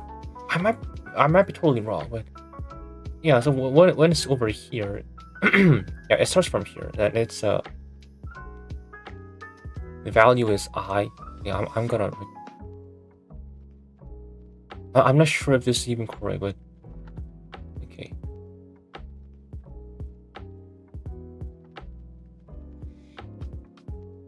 Okay, I'm gonna write this big I right here. It will be Z.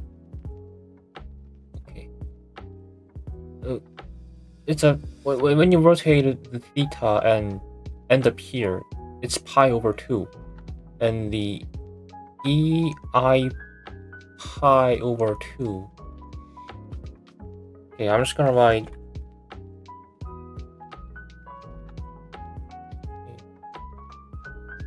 I pi divided by 2 is equal to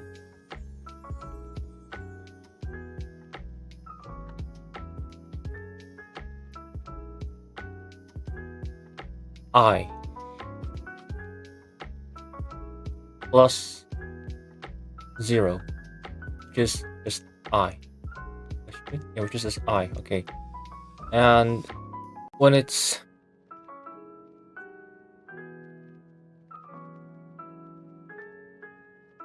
E and I pi, which indicates the pi reached here, then it means it's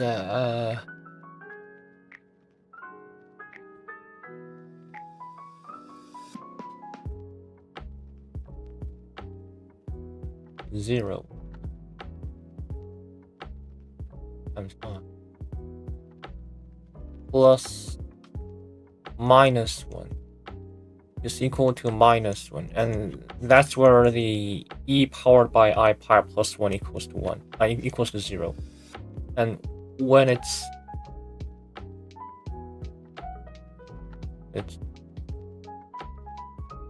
3 I pi 2, okay, and this will be over here. Yeah, and minus 1 times I plus 0, which will be minus I. I think in the video it didn't clearly, yeah, I think in the video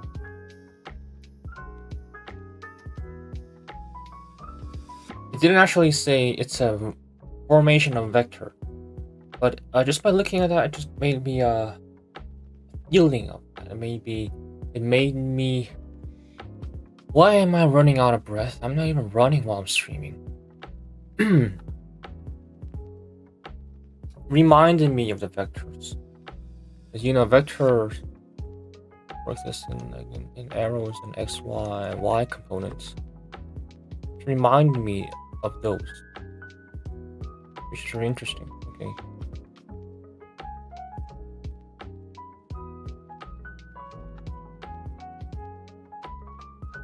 Full I pi. And this will be E0. Yeah, I'm gonna write this times 0. And this is, well, this is 1. This is 1. Okay. But I can write this one to 0 this time. Plus 1. It's a 1. Yeah.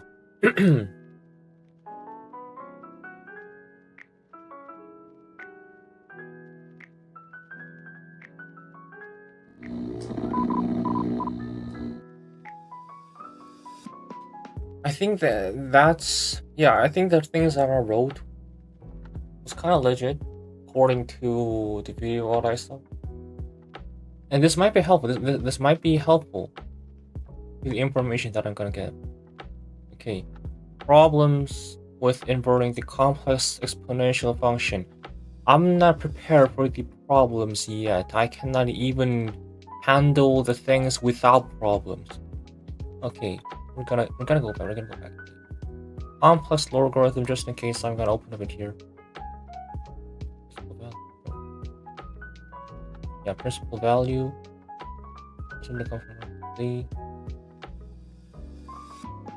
Now it makes sense. Okay.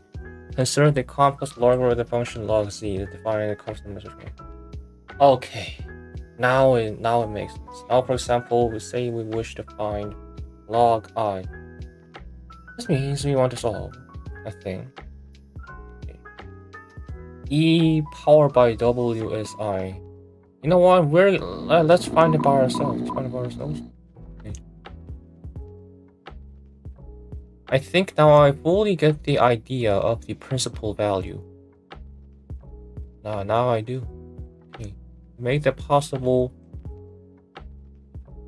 I is right here, right? Then it needs to be, the W needs to be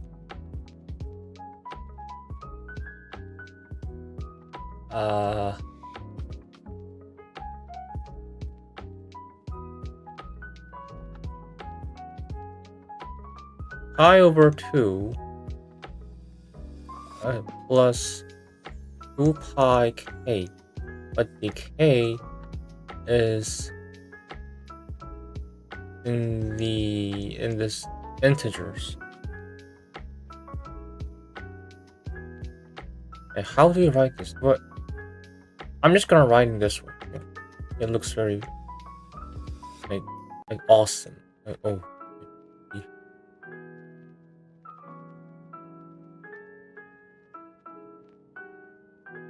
Yeah. How you write the S?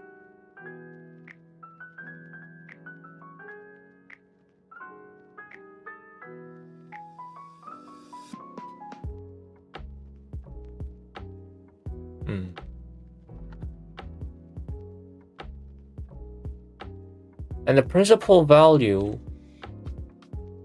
in this case, the k, we can put k as 0, then the W will be pi over 2.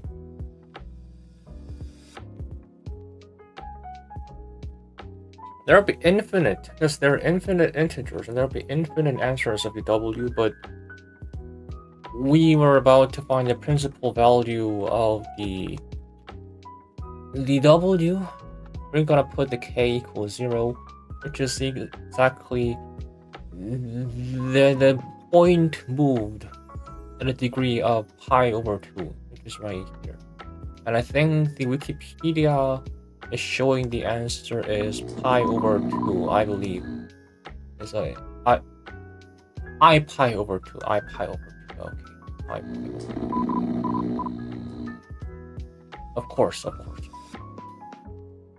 How could I forget about it?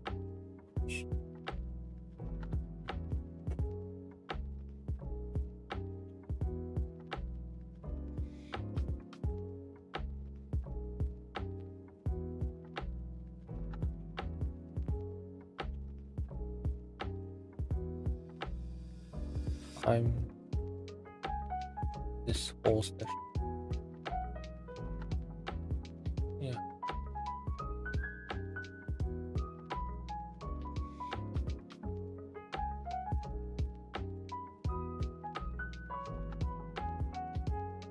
Okay.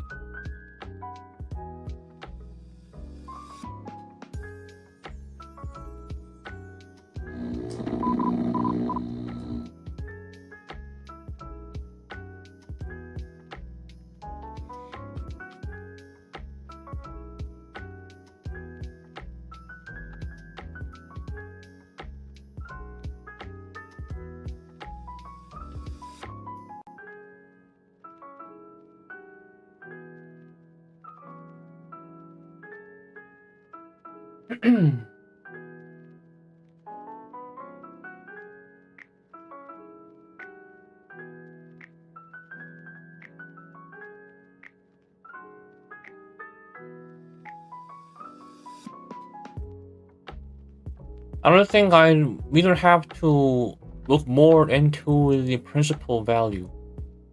The definition of principal value, I think we know it. Okay.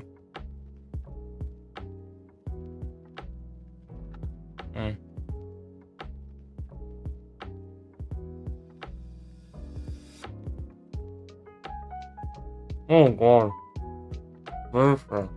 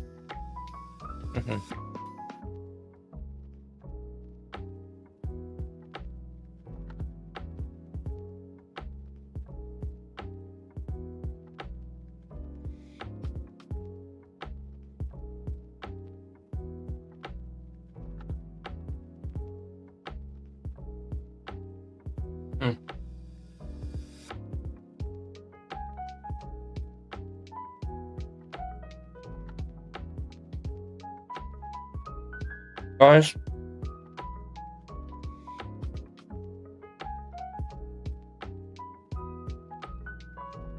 I'm gonna be back with milk. I think I need it right now. Okay.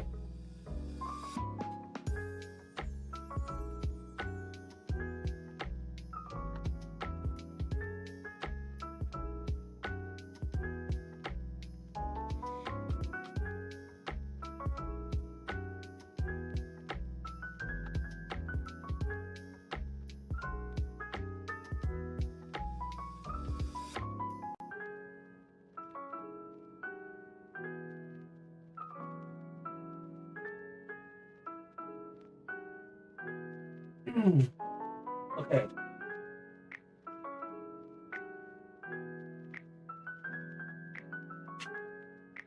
Oh.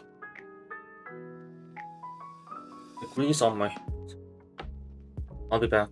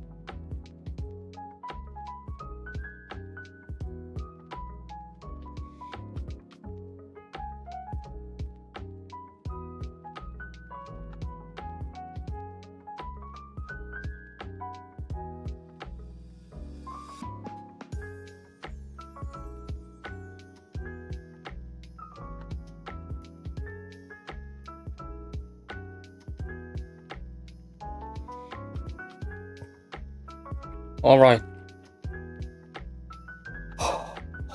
Okay. I did not embark on a journey just to find a cup of milk. I should have a carton. I should have... Oh Jesus, I should have a carton. And why it took so long to just get one carton? Is that I took a detour and I decided I'm also gonna wash my face also. It's getting really hot and to cool down my own face and brain and head.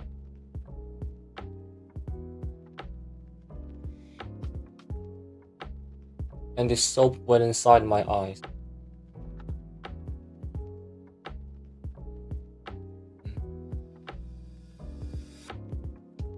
Maybe it's an Asian thing, but the soap, the foam, you know, it frequently gets inside my eyes whenever I try to wash my own face. It doesn't depend on what kind of product I use.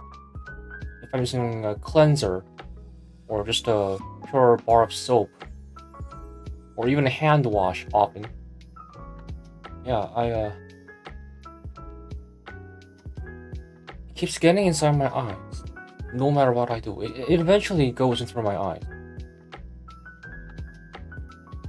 I can still feel the sting.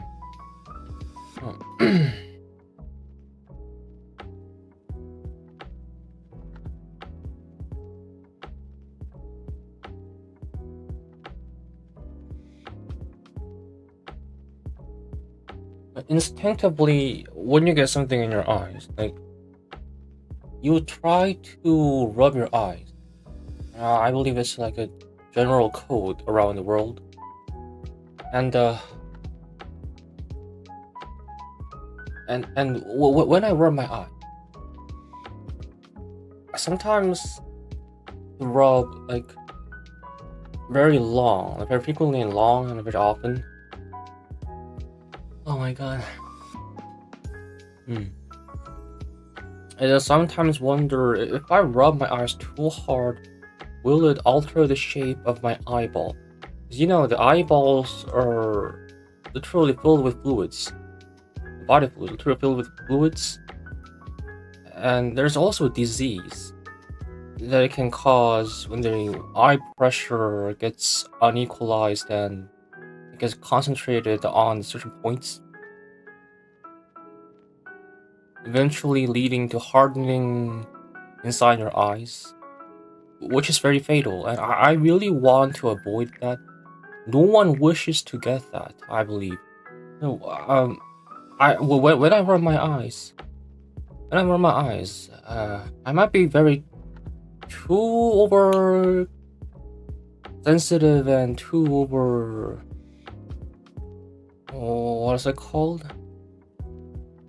Careful, too over careful.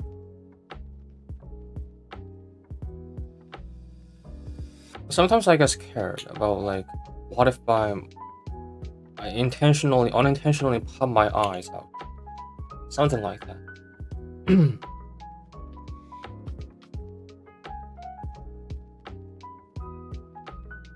Okay. Incomplete elliptic integral of the first kind. This one first. Argumentation. Argument. Complex analysis. Okay. When any real valued angle is considered, the argument is a multi-valued function operating on the non-zero complex numbers. Any real valued angle is considered, the argument is a multi-valued function operating on the non-zero complex numbers. The principal value of this function is single value, typically chosen to be the unique value of the argument that lies within the interval minus pi to pi. In this article, the multi-valued function will be denoted argument z. and its principal value will be denoted in the uppercase, capitalized, okay. But in some sources, the capitalizing of these symbols is changed. Okay. And now it makes sense. The principal value adds the uppercase. Okay, in some older mathematic texts, don't giving a shit. Figure number 1. This Argand diagram represents the complex number lying on a plane. For each point on the plane, argument is the function which returns the angle phi. And I think I want to download this. Is this Creative Commons? Attribution. You need to attribute the author. Oh no. More detail.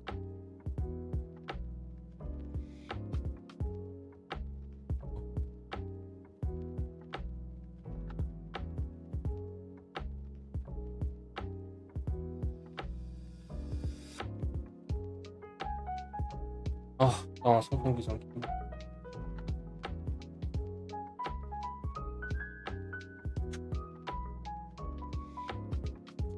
Would it sound like that I'm a total fucking villain if I just say I don't want to use this file if I had to credit the author?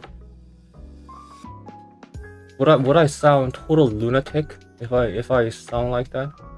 I don't know, man. I don't know.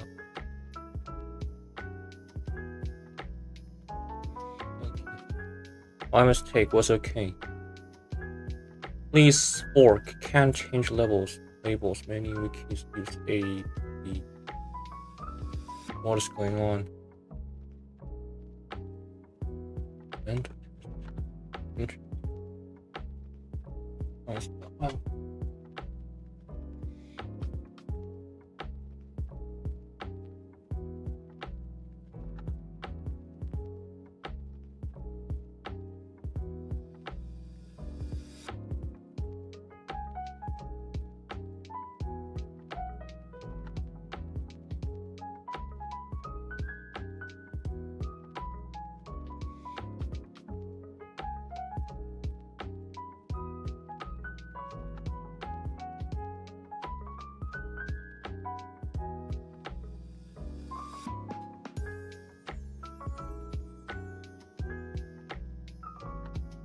okay.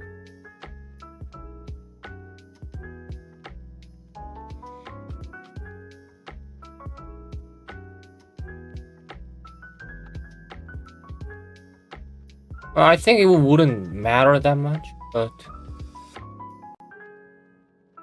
I'm just gonna pull up this move. Yeah. Oh. Yeah, this one. Okay. Because I literally have the power of drawing or writing something in my own will.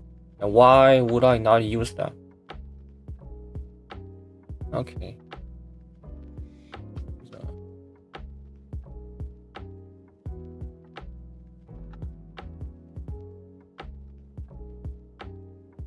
Imaginary and real.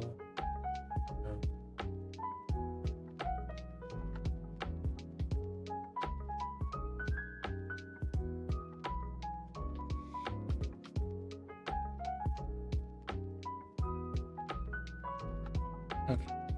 It's imaginary. Oh, that's real. This is imaginary. And you will swoop right here. Okay.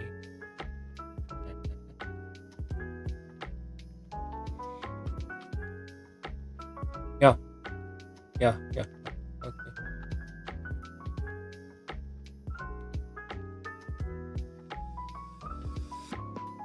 Something tells me that I should have done this. Something tells me I should have performed the stream about learning the complex number first, then actually diving deeper into the Jacobi elliptic functions. We're branching too much. I did not even know the basic mathematics and English words. wasn't that the GCD, greatest common denominator? That shit, yeah. Mathematics is really crazy world, you know. There's no limits. There's always something that you don't know. Whether you think that, aha, I have successfully fulfilled my role as mathematics master, there's always some Asian dude, and not like me, but there's gonna be some Asian dude who's gonna slap your butt and say, haha, I think I got chocolate, and and I don't know, shove the thesis he wrote down your throat, and you'll realize, oh shit, maybe I was not that much of a mathematics expert. This mathematics is crazy. Yeah, but others often say the level difference, skill issue. Well, that's too much. That went too much. It's just we can simply say just different professions. They know math very amazing and well because it's their life, and we are good at something else because we have contributed our skills and effort into what we like and into what we are good at right now. So that's where the difference comes from. So like I said, the difference of the profession. Okay.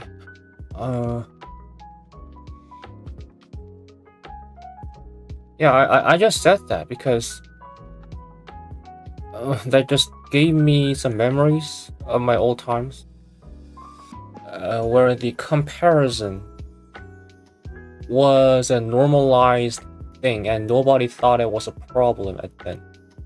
When I was in high school, comparing, but not like healthy comparing. I don't know if there's a healthy comparing at all, but unnecessarily over-exaggerated, malicious comparing.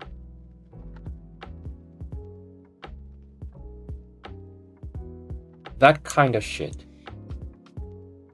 And I was so sick and tired of it.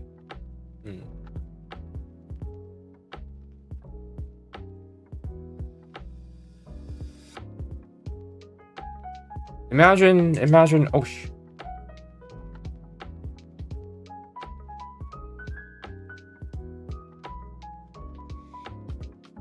No, stop imagining. Don't imagine. I have a much sadder news, which is a good thing on my channel. I'm using a pen, what's it called? I'm gonna call this stylus pen. That detects pressure on the drawing pad that I'm currently using right now, so I can do something like this. Yes, and the tip of my pen, the plastic seems to have worn off. I can see the asymmetrical corrosion have occurred on the tip of my pen.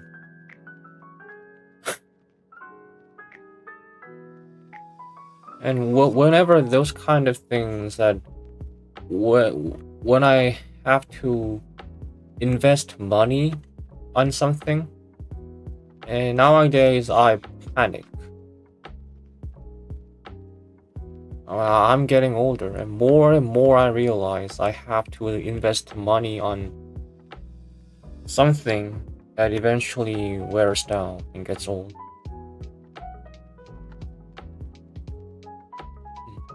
I remember once my parents have said, once you get old, you'll realize how much fuck tons of money you have to use. Well, obviously, my parents did not say fuck.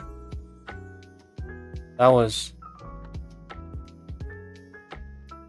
my work of adding some element into it, but I'm beginning to realize what my parents meant.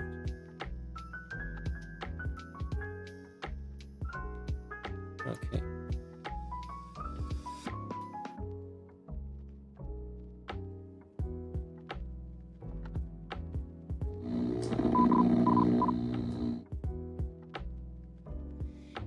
argumentation.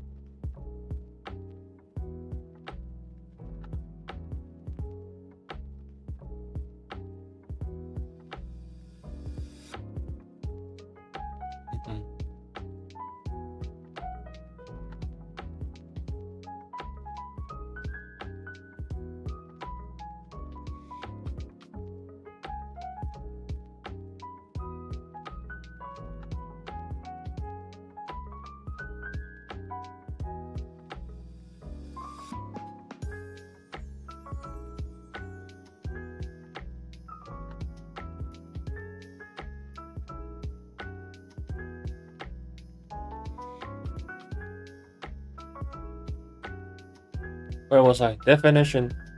The argument of the non-zero complex number z plus xy, denoted argument z, is defined in two equivalent ways, geometrically in the complex plane,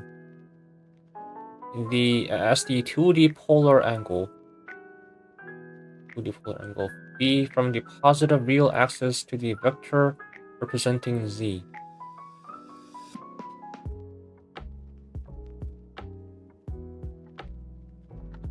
The numeric value was given by the angle in radian, and is positive if measured counterclockwise.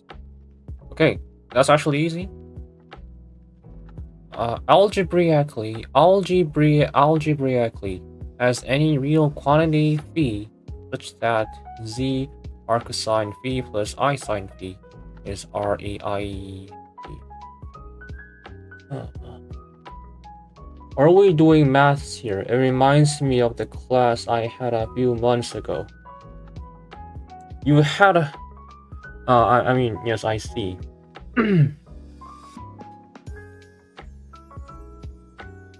hold on. Let me check something real quick. I was about to say, you might be having a real interesting class. Very interesting class if you're learning this topic on your class.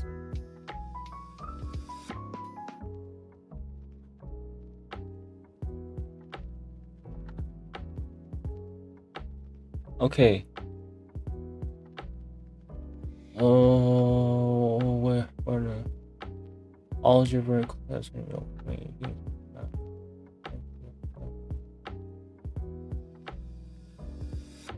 For some real positive real r, see Euler's formula.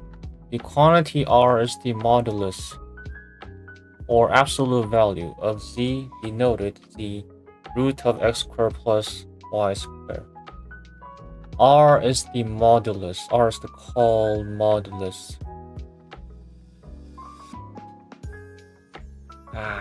What is this now? R.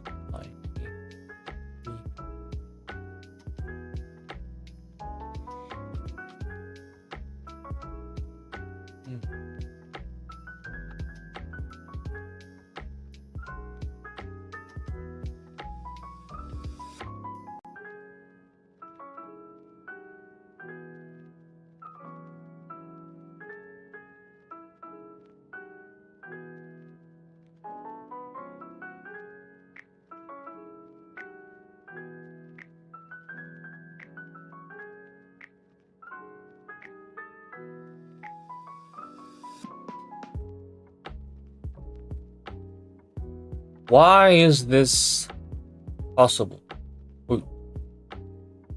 It seems like counterintuitive. Z equals R sine phi plus I sine phi equals R E I phi. For some positive real R, see Euler's formula, the quantity R is modulus. Okay, quantity R is modulus. R is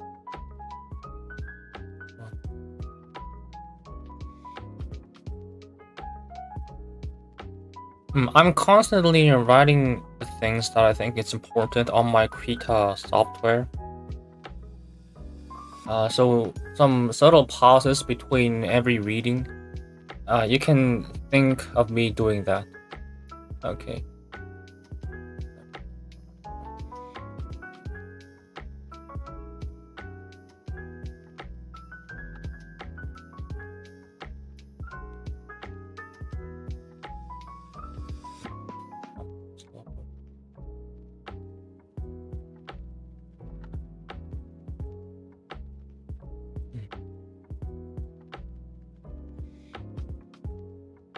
I'm not sure Wikipedia is the best area to learn about math concepts. It's usually written is quite some complex, rigorous way without building any good intuition. Well, I must say, well, honestly, I have to say, I wasn't actually expecting like in full depths, professor or lecture level of information on the Wikipedia, because surprisingly, I'm not that much of a intelligent person. Yes, I'm not that much of an intelligent person, and in my case, just some brief information about something that I can just touch the glimpse or scratch the surface of it would be just enough for me. Yeah.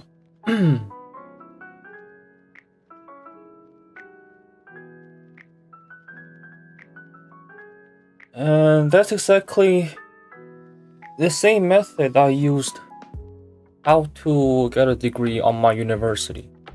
It was a very painful job.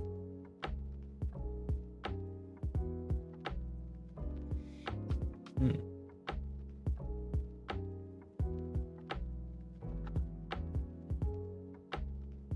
I can actually definitely feel like the feeling that I'm delving into a rabbit hole of links. Whenever I encounter a word that I'm unfamiliar with, I always have to go through the link. In what did you got a degree? I got a degree of biology and major. No, I got an engineering degree. Engineering degree with a major bio nano engineering. I'm gonna bet $1 million that you haven't heard of that name. Yeah. Well, I'm very sorry to my professors who kept said that you should feel very proud to be learning and having a major that has only existing in Korea and only existing in one university, the one and only major in the whole entire world, and you should be very proud of learning in this major, is what one of my professors have frequently have said. But I'm not trying to judge him. But what's the actual point if no one doesn't actually gives a shit about what my major is? There's, what is the point of what is the point of existence of the major if it takes a one business day to explain what that major is to the people who doesn't know it? That is all.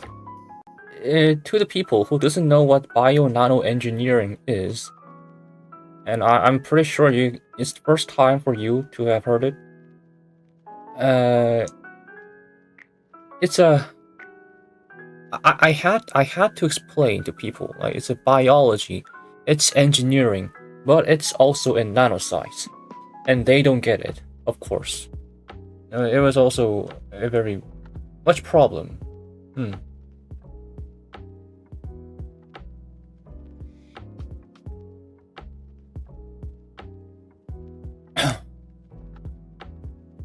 But it was very interesting time, very interesting years I spent on the university.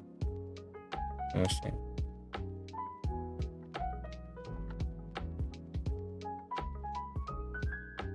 Okay.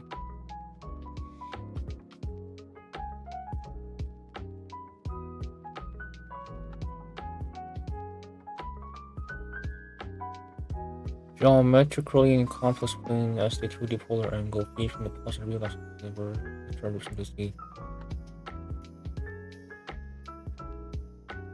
Counterclockwise. Algebraically as any real quantity feeds such that.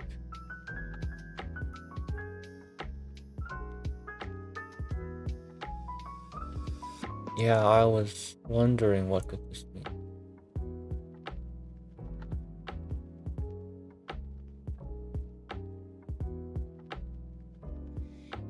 X plus yi or r and this theta right here.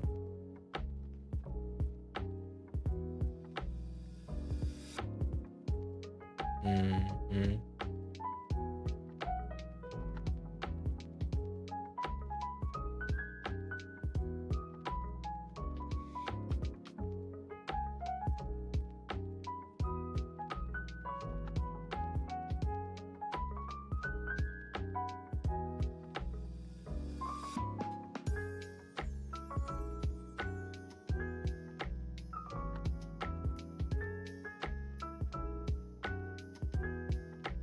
Okay.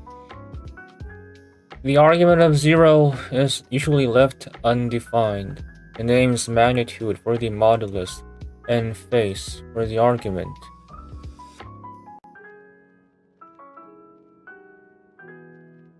Or sometimes used equivalently. The argument of 0 is usually left defined.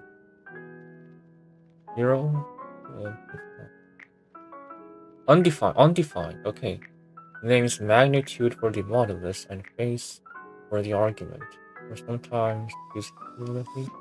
Under both definitions, it can be seen that the argument of any non-zero complex number has many possible values. Argument of any non-zero complex number has many possible values. Firstly, as a geometrical angle, it is clear that the whole circle rotation is actually the points and angle differing in angles above. Okay, I think I know what it means. Seems interesting. I can kind of see what it's about. I'll probably say that most scientific research fields are really niche and only known by a couple of people, which is normal.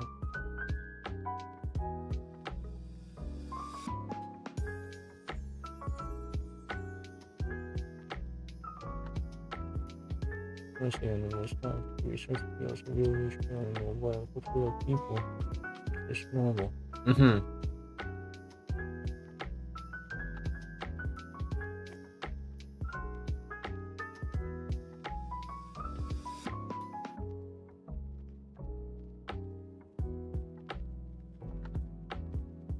If you're interested, you might. I was about to say, how about enrolling to the university that I graduated from? But then again, I decided not to reveal my personal info. What I was thinking. But you can probably guess what kind of university, the name of university I graduated just by searching it on the Google, the bio-nano engineering. Actually, I'm not sure. Wait a minute. I'm gonna try it by myself. What happens if I search my own major on the Google? Okay. I don't know if it's problematic if the results are shown or not shown. I see. Yeah, the results are actually showing. So, if you're going to search it on Google, yes, do not write that name on the chat. Yes, otherwise, I have no idea how to handle that. But enough of that. It's bio-nano engineering. The major. Well, when I enrolled to the major, the professors and the friends and my seniors have said the strength of the major is that your career is almost guaranteed once you enroll that. You'll go into like most famous fabulous job you ever wanted just by stepping on it. Like, hey, I wanna get this job, and go straight into the building, and the security will bow before your feet, and you will step on them, and they will shout hooray. that was my kind of take, of course, but something sort of like that. It just said there will be very small boundaries, very small hurdles, very small obstacles about getting a career, and I can actually see that. Yeah, some of my friends have actually went to the graduate school of the SNU, the Seoul National University. If you're familiar with the like K-drama or K-movie stuff, it's this Seoul National University, the Korea's #1 university, I must say. It is told the most smartest, most mightiest students go to the university, the Seoul National University. And one of my graduates in my major went to the graduate school of that SNU, and lots of my seniors have got their careers as a QA, QC, quality assurance, and quality check. Quality check. I think that's quality. Yeah, and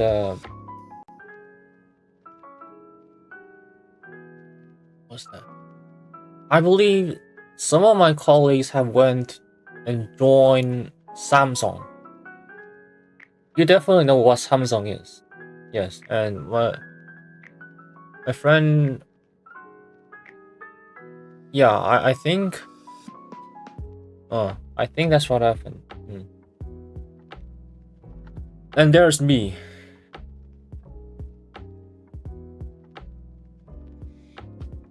Fuck. Okay, there's actually my unspoken code in this channel that I am not going to self-harm on this channel, but more and more I find myself was very difficult. But you know, when there can't be always ups, there needs to be downs, just for yin and yang, for balance purposes, and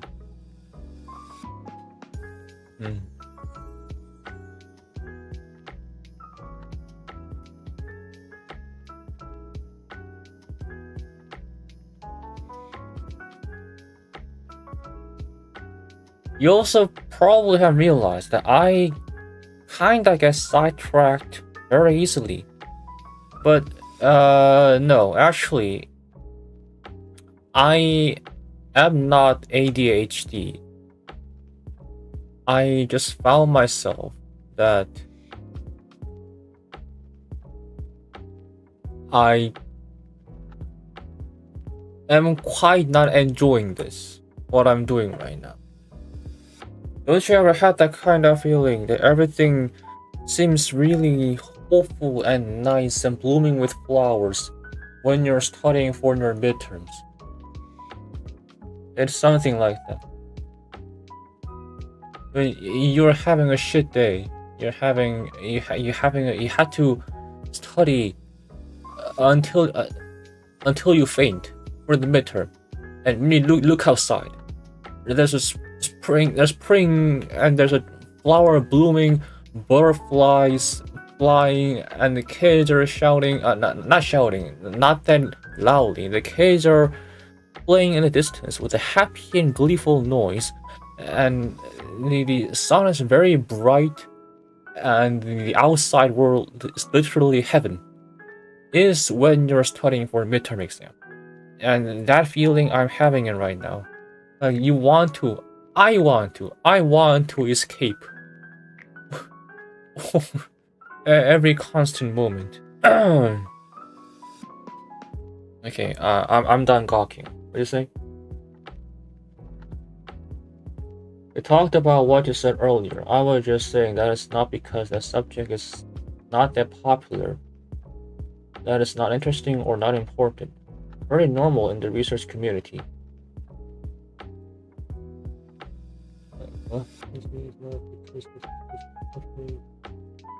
Okay, just that it's uncommon to be the specific directly. Usually you build up a general base before being the specific. everything. I think I see what you mean. Yeah, so it's technically biology plus engineering plus nano. And if my major was called just plain biology, then it would my major would just be studying biology, like cells, mitochondria, and the nuclear protein complex, mRNAs, and such things like that. I'm studying only on those fields, but and particularly in my major, bio-nanoengineering, we learned not only biology, but in physics, chemistry,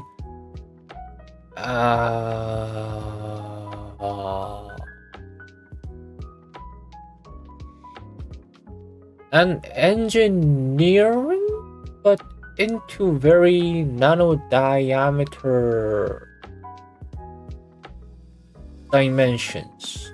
Yes, I'm not talking about engineering like how the car center uses not the big gigantic machines.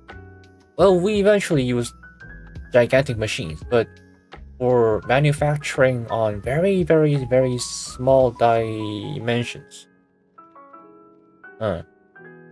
And we did that starting from the first year. And there was actually other majors only focused in biology and only focused in mechanical engineering.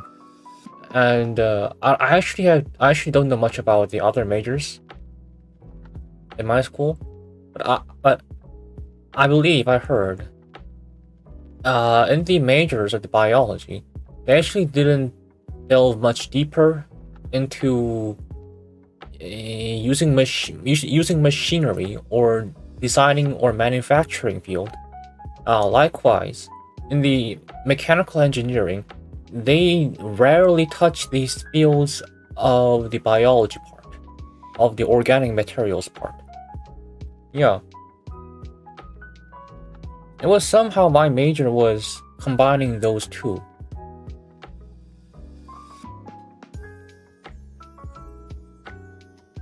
It might sound very difficult and intimidating, but yeah, it was for me. But for my other colleagues, there were lots of students who didn't seem to find it difficult at all, and just they felt like just cakewalk. Is cakewalk a correct term? Cakewalk.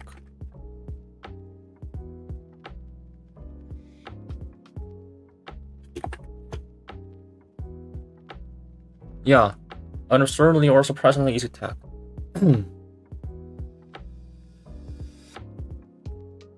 I hope you succeed in what you're doing, and that it gets better. I'm really that you're rooting out for me right now. No joke, I'm really appreciating that right now. Because I know that some of my friends, even after graduation, they often, like sometimes, they seem to get a news of me, and I know that this is not a correct mindset, but I actually don't want to show myself as a lowlife to the others. Yeah. But that kind of mindset actually drives me into being a better person, I guess.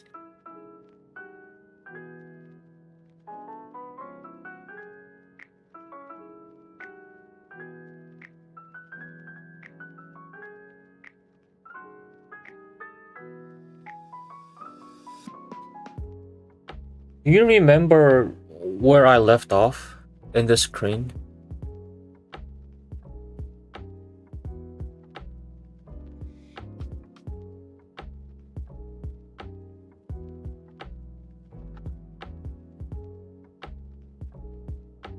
Oh. Well, I usually gets lost whenever I try to. I usually get lost whenever I discover a subject that is very yappable, and it also takes my attention span to a certain degree, and I think I forget where I left off. I remember I was saying something like radiance. Shit. What is it? Oh well. It doesn't matter at all, I think. So, under both definitions can be seen the argument of an as a geometrical angle. It's clear that whole circular rotations do not change point. Okay, I think I read this one. Principal value. This my background music is too long. Yes. Because a complete rotation around the original leaves a complex number unchanged. There are many choices which could be made for phi by circling the origin any number of times. This is shown in figure 2, a representation of the multi-valued set-valued function fx, y equals to argumentation x plus iy.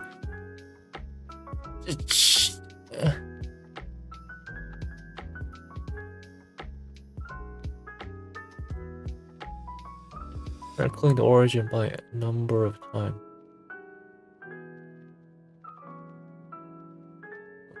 Value function fxy, where a vertical line, as shown in the figure, cuts the surface at heights representing all the possible choices of angle for that point.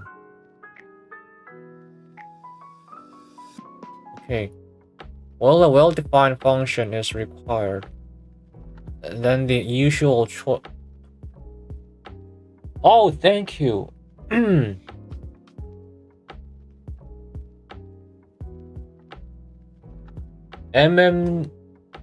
Dr. Lowell, I think I am saying your name correctly. Dr. Lowell, Dr. Lowell. Thank you for the donation.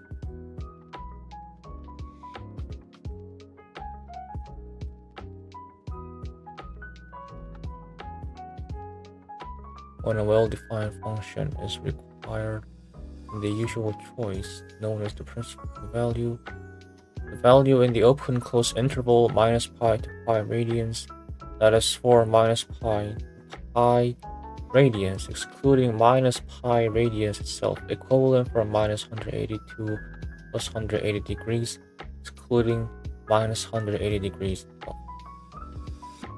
This represents an angle of up to half a complete circle from the positive real axis in either direction.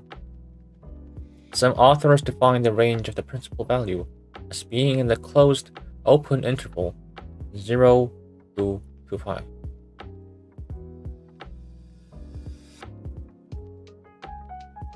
Okay.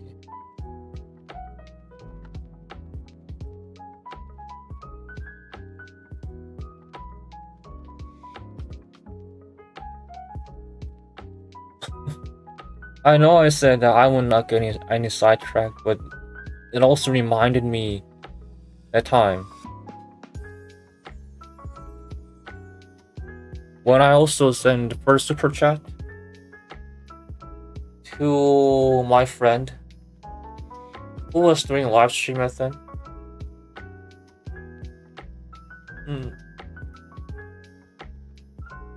He didn't show face usually on his channel,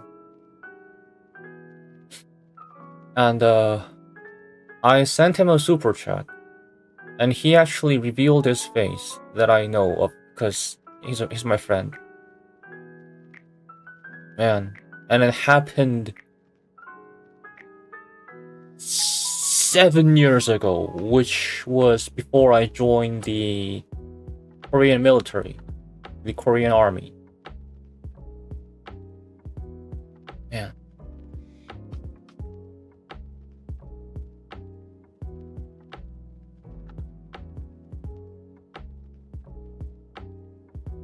Those times feels like dreams. Did I froze? Oh, okay, I'm fine. What's up? Notation: the principal value sometimes has been argument Z. Especially when a general version of the argument is also being considered. Note that notation varies, so argumentation and argument may be interchanged in different texts. A set of all possible values of the argument can be written in terms of arg as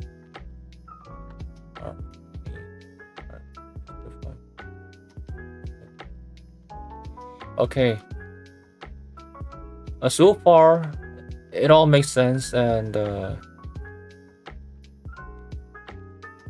it's not that difficult. And I think I don't have to look further into the argument section right here. Yeah. Argument.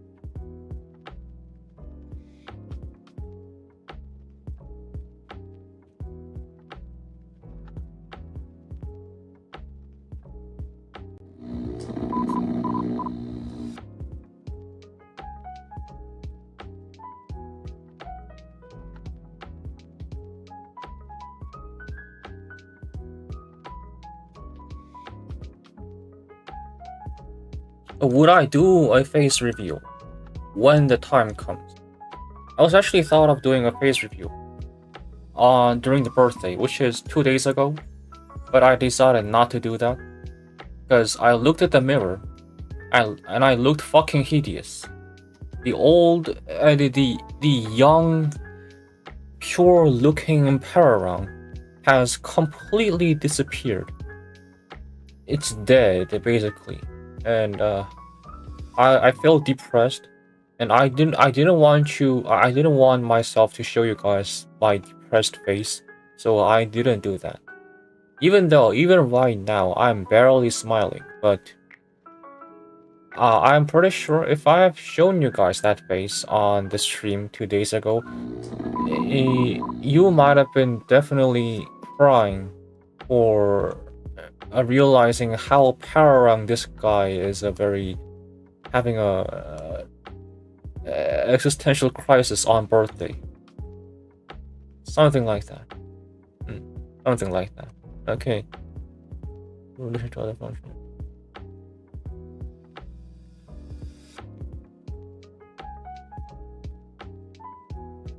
Argument. What have led?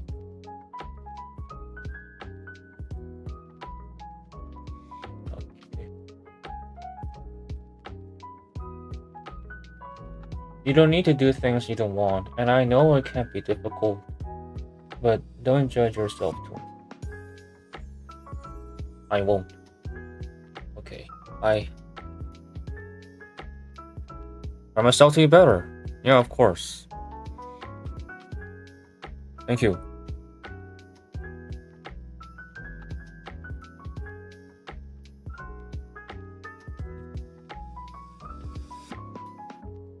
Okay, now I'm really gonna strictly say it to myself that I am not going to make any self-harms.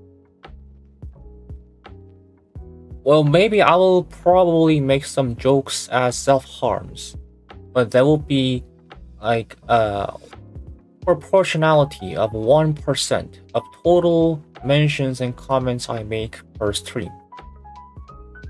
So that means other 99% would be optimistic and positive. Is the goal that I gotta go for.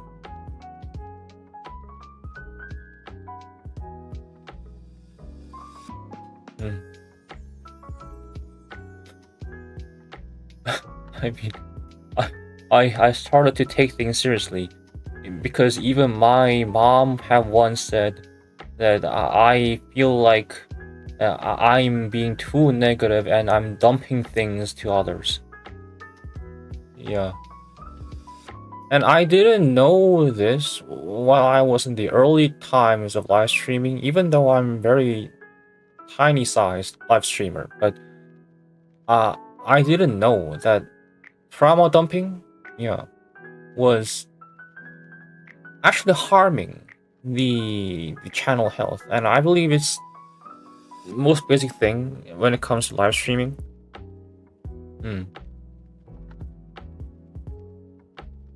And this version of me is way improved than me 2 years ago.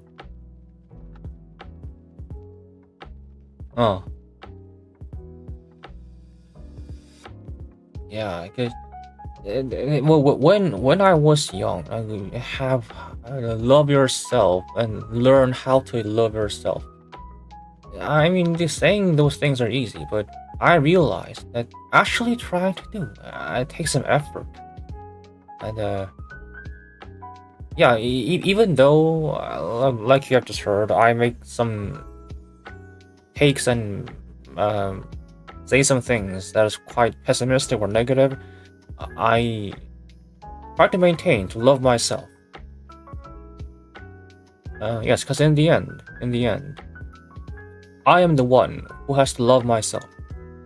Every day, every night, every morning, of course. Yes. We all must love ourselves. You love yourself right now. We are all happy. Everyone is having a good time. Okay. Elliptic integral. Oh, I think now we can go back to the original Wikipedia page, the Jacobi elliptic function. Definition in terms of inverse elliptic integrals. Yeah.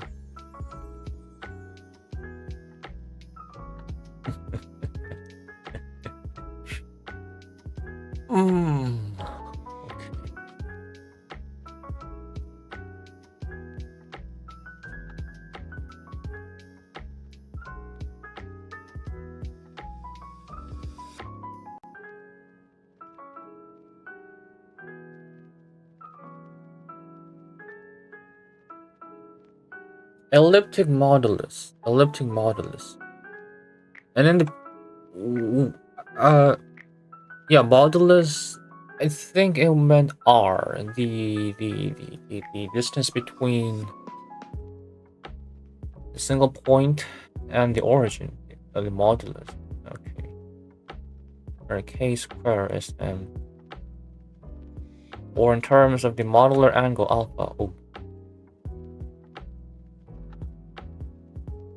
Yeah. Modular. Angular eccentricity. Angular eccentricity is one of many parameters which arise in the study of the ellipse or ellipsoid. It is denoted here by alpha. It may be defined in terms of eccentricity, or the aspect ratio b/a. The ratio of the semi-minor axis and the semi-major axis. Okay. Semi-major axis.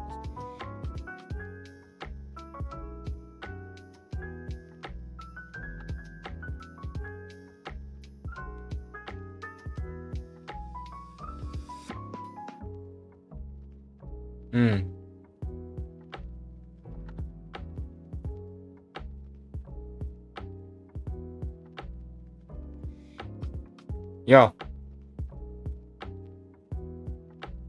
I am understanding it. Okay. Jacobi epsilon.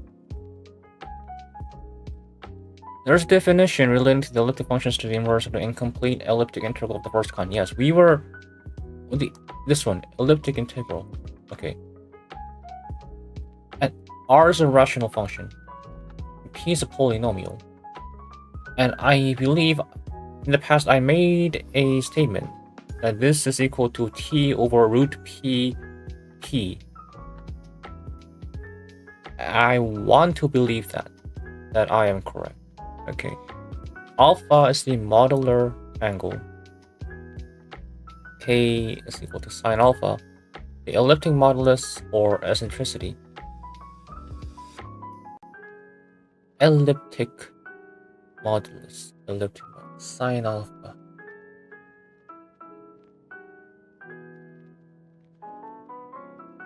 Yeah. K is equal to sine alpha.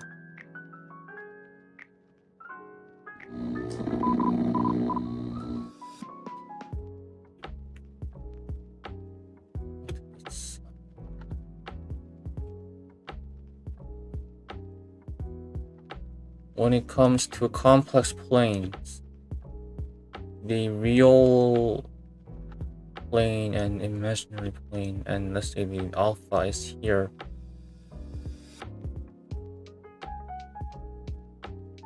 Sine alpha would be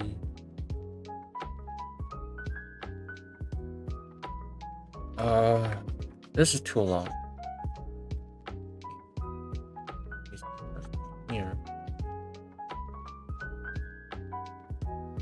And okay, this will do.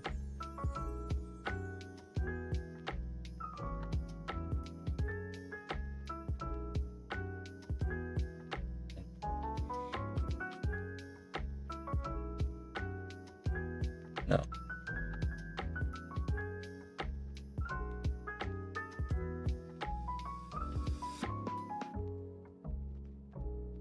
Okay.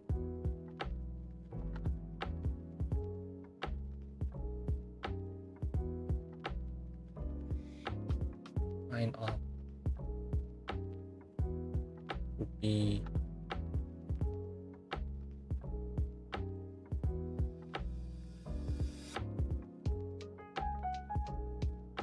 if this is A, then this is B. Sine alpha A is equal to sine alpha is equal to B over A. And this was also the eccentricity. Aha. Okay. Now, even though I already have once covered the definition of eccentricity in the past streams, I'm gonna review it once again because I genuinely forgot. Okay, eccentricity.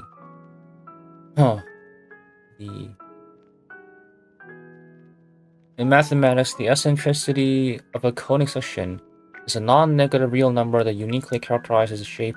One can think of the eccentricity as a measure of how much a conic section deviates from being a circular. In particular, the eccentricity of a circle is 0. The eccentricity of a non-circular ellipse is between 0 and 1. The eccentricity of a parabola is 1. The eccentricity of hyperbola is greater than 1. The eccentricity of hyperbola is infinite. Two conic sections with the same eccentricity are similar. Definitions. Any conic sections can be defined as locus of points. Okay.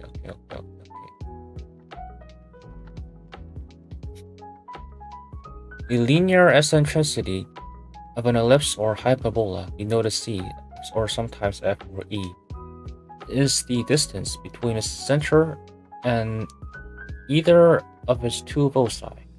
The eccentricity can be defined as the ratio of the linear eccentricity, the semi-major axis.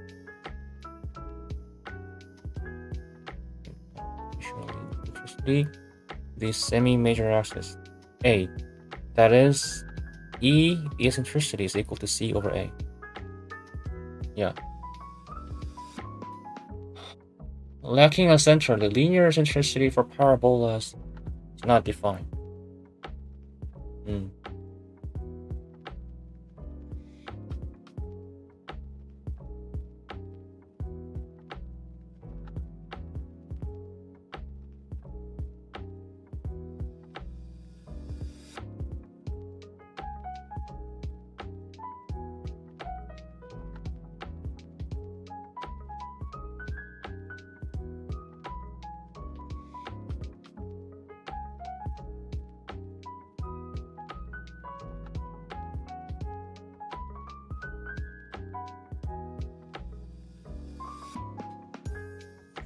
Semi-major axis. The semi-major axis is the longest semi-diameter of one half of the major axis, and thus runs from the center through focus, from the center, focus, and to the perimeter. Okay.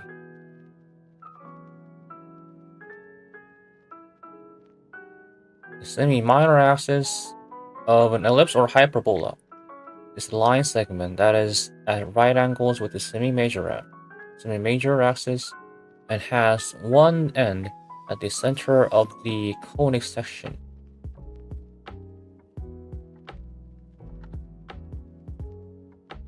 Center of the conic section. For the special case of a circle, the lengths of a semi-axis are both equal to the radius of a circle.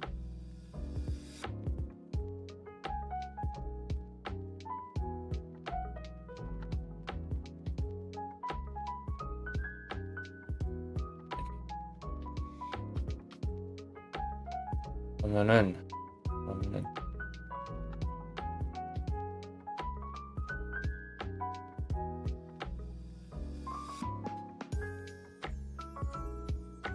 oh, I just yawned. That's a good sign.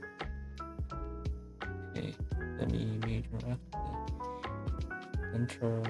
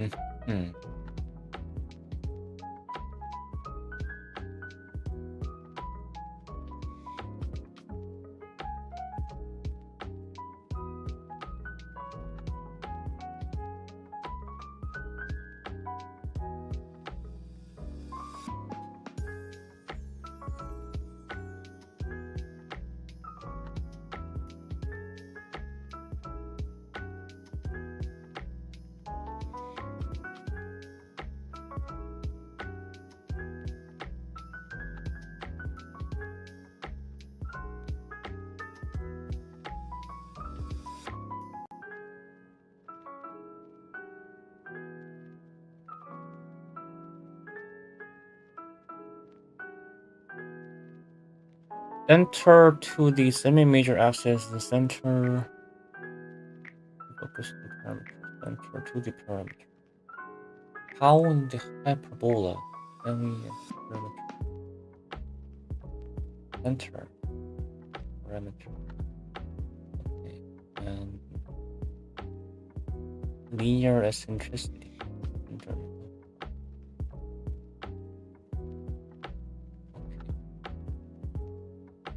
Okay. I think I know. I think I know.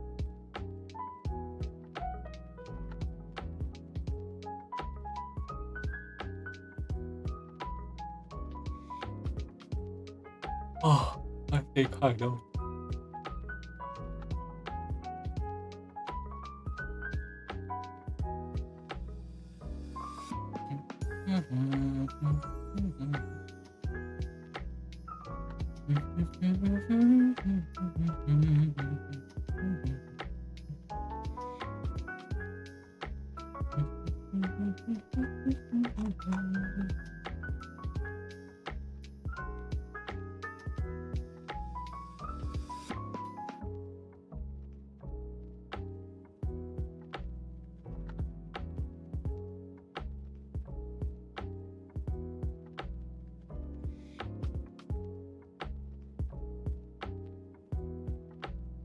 A family of conic sections bearing eccentricity share focus points F and directress line L, including an ellipse red equal to E to 1 over 2 and parabola green E to 1 and hyperbola blue e to 2. The conic of eccentricity 0 in this figure is an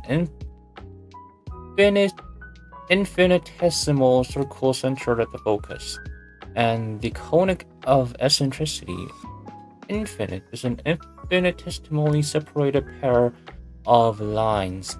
A circle of infinite radius has an infinitely distant directrix.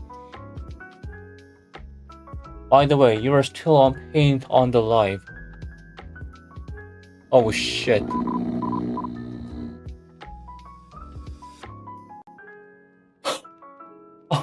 How long has I been on that?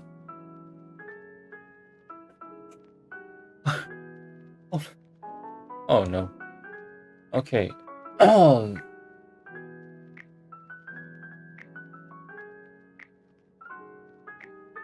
Not gonna lie, I kind of like zoned out a little bit while I was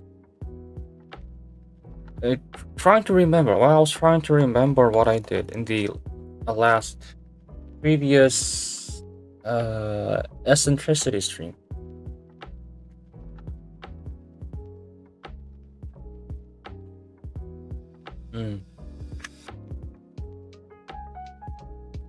I'm planning to do this live stream for at least 30 minutes more.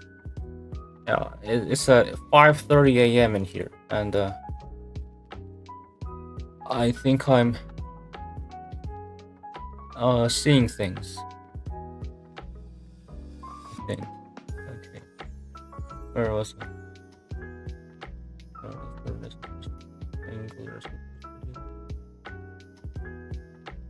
Oh.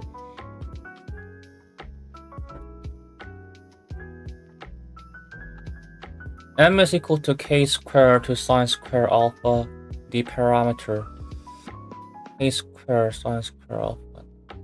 Each of the above three quantities is completely determined by any of the others, given that they're non-negative. Thus, they can be used interchangeably. Okay, the other argument can likewise be expressed as v and the amplitude, or x. I think something tells me that is not an x. I think that's something different. Because I know that at one point. Okay, this might be repeat. This one. Oh no, it is an x. Okay, that one definitely is x. But I swear, I think I have learned that symbol looks very similar to x, but it pronounces completely differently. And I couldn't. I couldn't remember what that is. Okay, anyway, where x is sine phi, just Sn u, and Sn is one of the Jacobian elliptic functions. Yeah, specifying the value of any of one of these quantities determines the other. Note the u also depends on m. Some additional relationships involving u include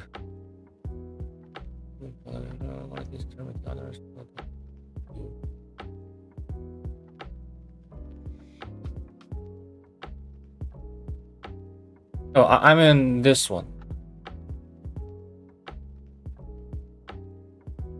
Oh, oh yeah, this one. X.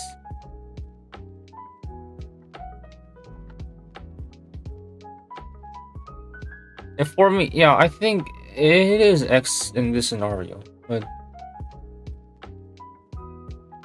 I think in my high school, when I was in cram school, I think some teacher have said that it's pronounced kusi, something stupid like that. Yes. I don't know. Maybe I'm delusional. I'm crazy. I'm pretty sure. At least I've once heard some teacher mentioning that. Yeah. Specifying the value of any one of these quantities determines the others. Note that U also depends on M. Some additional relationship involving U include sine phi is equal to Cn U and root of 1 minus M sine square phi equals to dn U. Okay, the latter is sometimes called the delta amplitude and written as delta phi equals to dn U. Sometimes the literature also refers to the complementary parameter, the complementary modulus, or the complementary modular angle. These are further defined in the article on quarter periods. In this notation, the use of vertical bar as a delimiter indicates that the argument following it is the parameter as defined above, while the backlash indicates that it is the modular angle. The use of semicolon implies that the argument preceding it is the sign of the amplitude. I have fucking no clue what these beautiful sentences mean. Amazing. What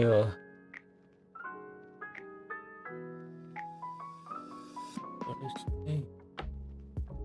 Probably. I know that I was kind of see my teachers writing an X or an N sometimes. Oh, I fucking hate that when that happens. Yeah, it certainly definitely depends on teachers.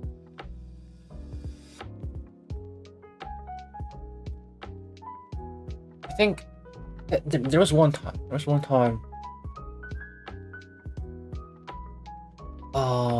It was not about teacher. Oh maybe it was.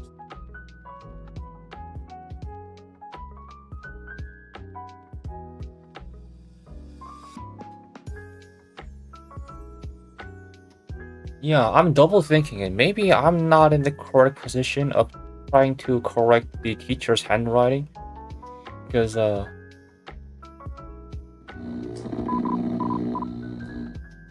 yeah, while I was in army, I was once low-key scolded by my superiors because of how I write number 5.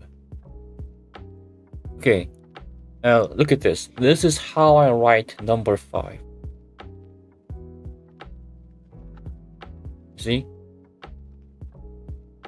So if you see this, it is definitely number 5. AI, if you show it to AI and ChatGPT will definitely said, yes, this is number 5. But, well, when you're in the army, you have to always act fast and, well, not think. So when I try to write 5 very quickly, I sometimes go like this. And when I do this lots of times,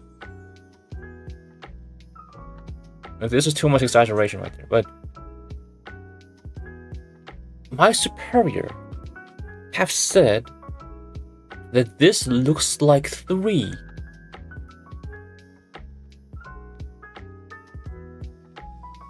And I don't get it. Yeah.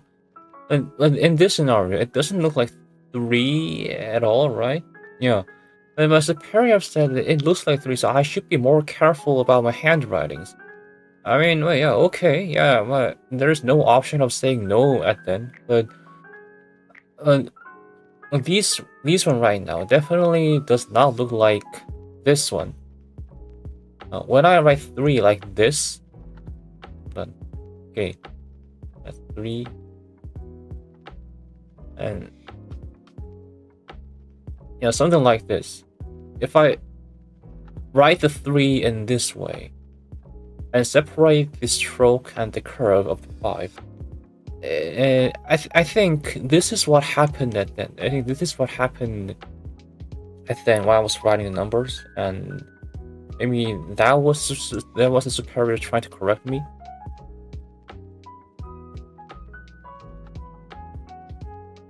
Yeah.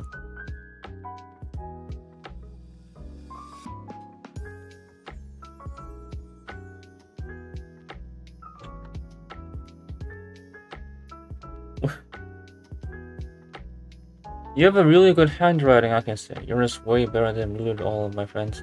and myself included. No way, man. I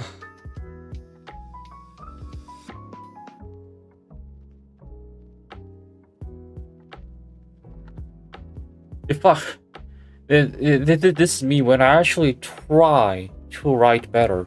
Yeah, if I just try to write naturally, I'm pretty sure you won't be able to distinguish my handwriting and the postmodernism art, because it's so distinctive and so imaginative process had went through just pure handwriting process, that is the barrier between the artistic and the intelligible methods are no longer distinguishable. It merges together and forms an art. And well, some people around me had actually said to me some things like that. Well, not literally what I've just said, but similar to what I've said.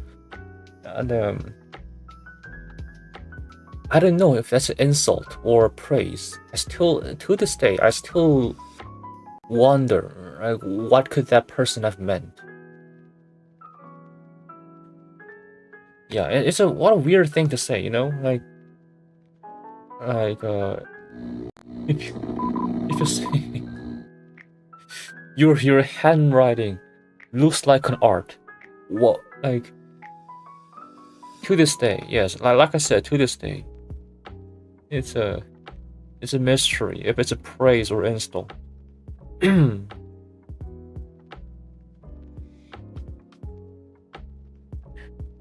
also, I'm gonna deviate a little, but by looking at your videos, I noticed that you seems to be into Hololive too.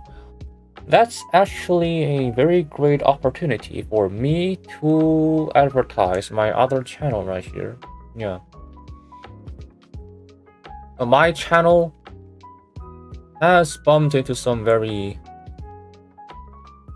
oh, the sharing novel also has right here. Okay, Blueprints. I know this game. Yeah. Oh. The history of my channel is quite very interesting in my eyes. Yes, but I'm not gonna say every history of my channel because it's, I don't know. Yeah.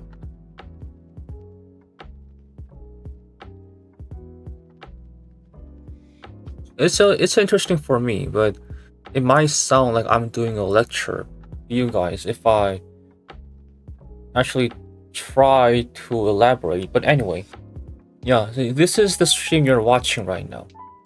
And in this channel, you can click on more and you can find my different channel right here. Yeah. And you can also locate from here, I believe. Yeah, this one right here. Pararang. The channel that you're looking right now is Pararang 2, but have you wondered what comes number before 2? The Pararang number 1 is Pararang here. I love the mint live in the corner. You noticed it, yes. The made mint is right here. And yeah, like you have noticed, I made some videos related to the Hololive. Oh, wait a minute.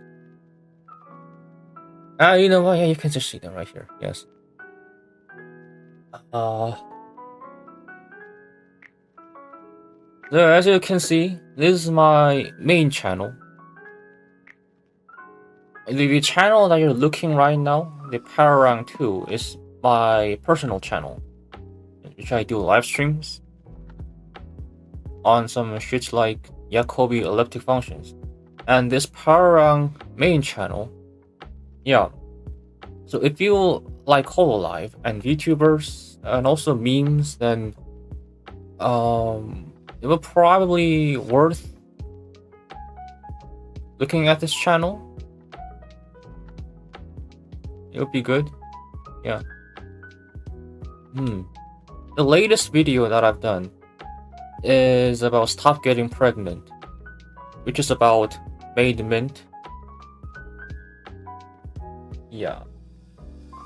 If you know Made Mint, I believe you also probably know that clip of Minto saying stop getting pregnant, and that this video is a totally related, 100% related. The feature, yeah.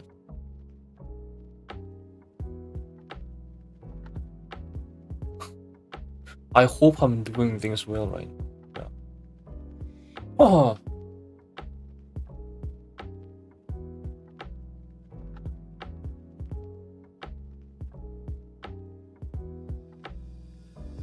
And there are also my old videos, but you can ignore them. Yeah.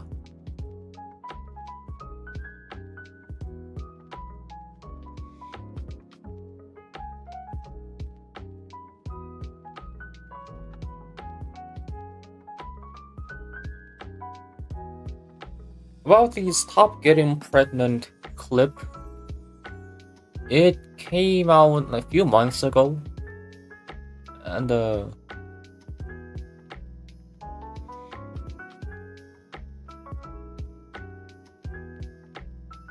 are a lot of memes generated back then. Yes.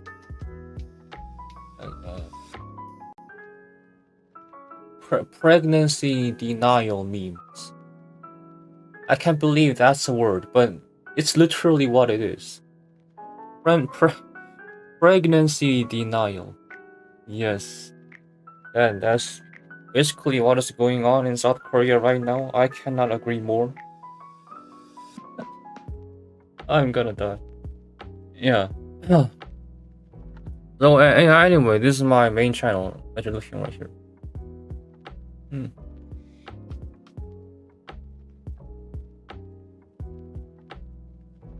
Wait a minute. Am I? Ah, but you mean this one? Yes. This was 2 years ago. I'm sure this flying. By so fast.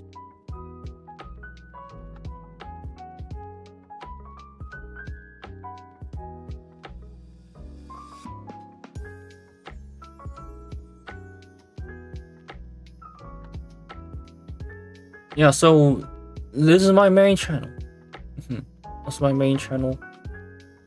And these 4 videos are membership videos. Yes. And those 4 are the ones that I'm currently working right now and haven't released on the public yet. These 4 are currently working, and the video of this one, yeah, right here, will be finished very soon. Maybe it will be uploaded 2 days after. It's about Cecilia Immergreen. About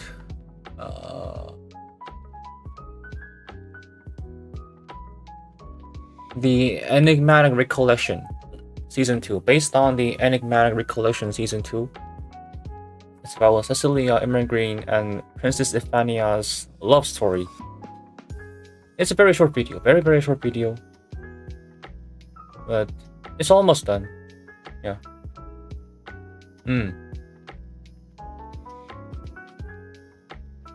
Yeah. Oh, also these 3 videos right here are also going to be the video about CC. Yeah, I also posted a post. This one right here. Yeah. So the other 3 videos are related to this post, and I mentioned that it will make sense. And honestly, this is actually scheduled to take some time to produce. Yeah, I have fully planned it, and planning part is completely done, but the making music and making animation, I discovered that actually it will take some time. Yeah. But yeah, those other 3 videos are about DC.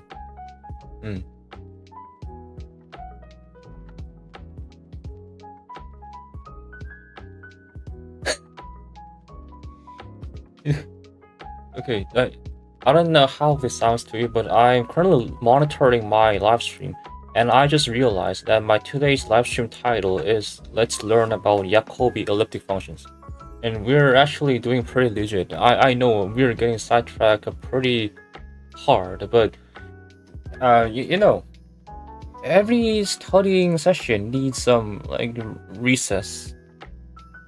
You know, yeah. Imagine school without recess. That's not a school. That's hell. And this is no hell. Yeah. Okay.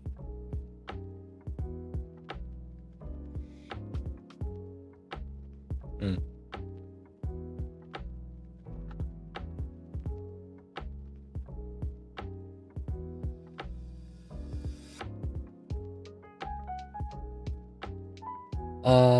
Okay. Let's go back to this sad session for today's live stream again. Look at this. Yes. Just hooray! No, I'm hyping myself. The Jacobi elliptic functions. And not even that. We also have elliptic integral of the first kind. You see this right here? This is the real shit. This is what I have been waiting for all this time. Okay, but I really gotta say, it's really difficult, almost impossible, to have a decent discussion about HoloLive or VTuber stuff on the public in South Korea. There has been three people I've met on public have a discussion with about HoloLive. 3. And I'm much of an introvert, and I don't go to people and have encounter of a conversation by myself intentionally that much. But I can definitely say that I have at least met like 10,000s of like, crazy amount of people, and I've met 3 in total in public who is open to talking about HoloLive. And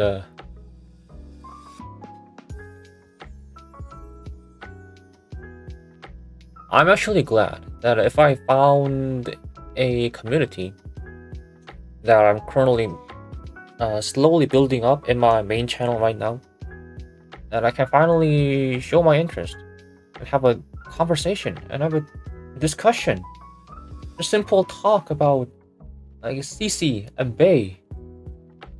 Yeah, simple stuff, just simple talk, and it's highly appreciated. I really like it. Even it's a very simple thing, but it's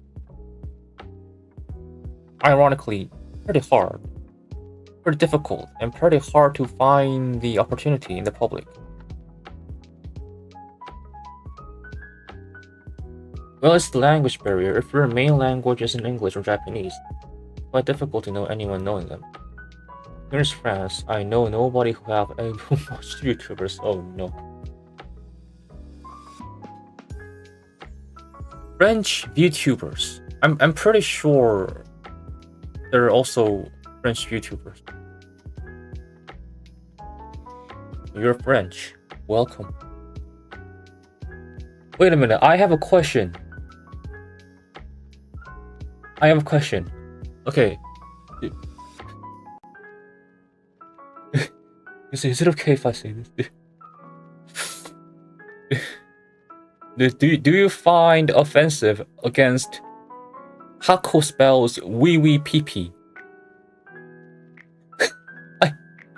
I've seen some clips about Hako spells and her behaviors about wee wee pee pee, but I actually haven't get any information about. Oh no. Oh god. Okay. So This stream is amazing. This is my most best day of my life. Okay, fuck the Jacobi elliptic functions. Just I'm just gonna do what my mind tells me right now. Okay.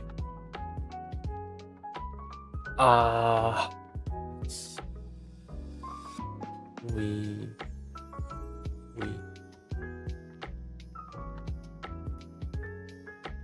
yes. So I will, yeah, you know this girl right here, Taco Spells, and I'm pretty sure we is French. Yes. And there was a certain scenario where she had to say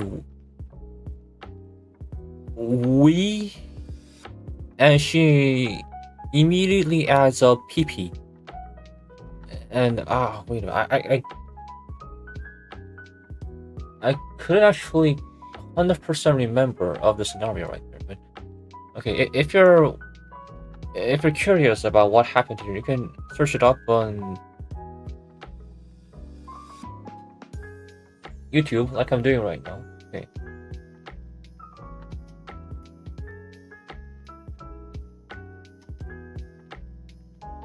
Taco Spells, my Kamioshi, who is still 12 years old, confirms. Oh, it's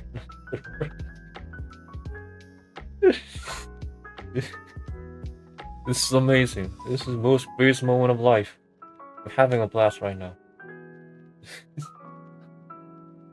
Yeah. So, it's interesting. This is not the first time she mentioned the PP on stream.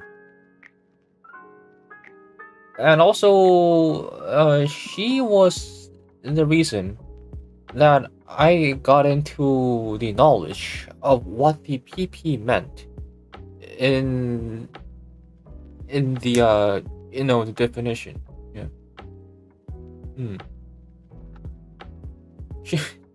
She said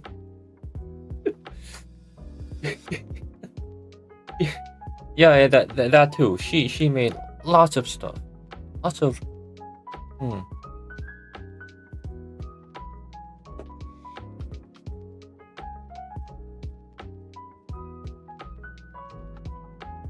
What else there is? She said wee pee pee. She said Judan my soul. Actually no, that's Sakura Miko. That's Miko was the one who turned into Judan my soul. And Callie, let me smell your feet. Yeah, that's also her work, but that was the name of the super chatter's name, I believe. Yeah. Oh boy, I think I'm also becoming equally unhinged as her. I gotta control myself.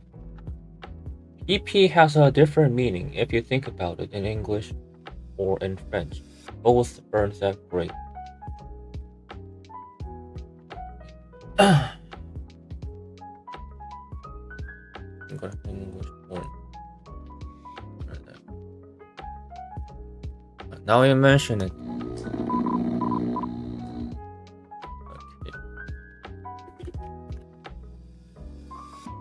Okay. EP definition. PP.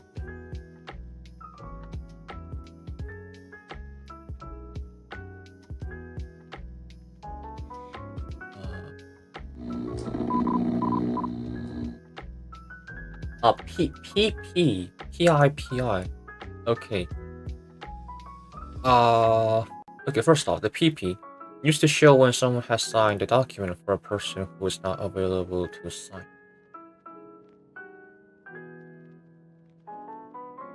Okay, time to search the PP definition. Urine, I see.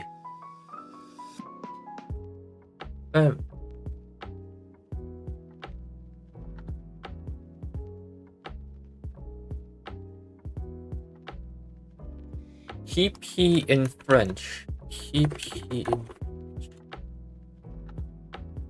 Oh. Oh yeah, by the way, it means urine, also in Korean. Okay. No, it's I must say, it's very incredible. It's a PP, so it's how can I say this? It's related. So it actually makes sense. Yeah, it actually makes sense. It's a PP. Oh god. Okay, it's a PP. And a PP. Because that's basically what it is. It's really very 100% correlated to each other. There's no way separating those two. They're meant to each other.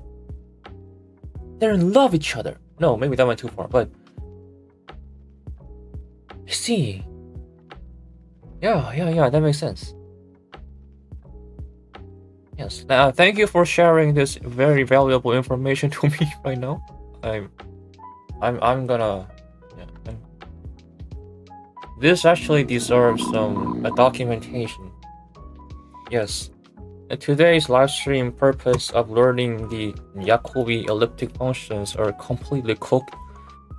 But rather than that, we actually have gained a very valuable information on that.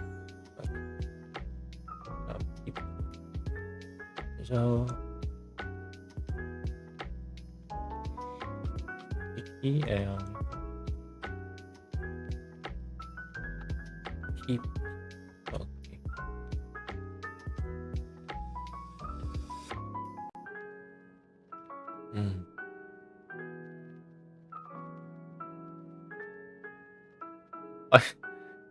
Yes, this today's live stream.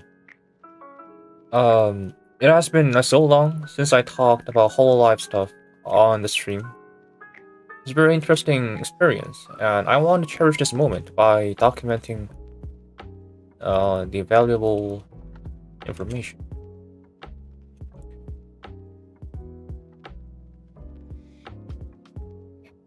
What is the most effective way of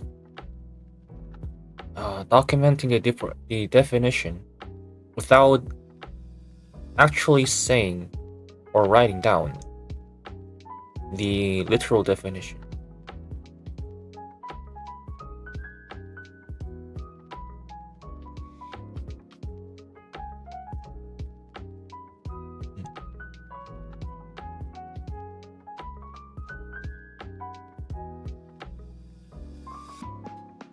Yeah, how about we just like draw a handshake right here? Handshake. Handshake. Right. Okay. Yeah. And that's what they do. That's what they do.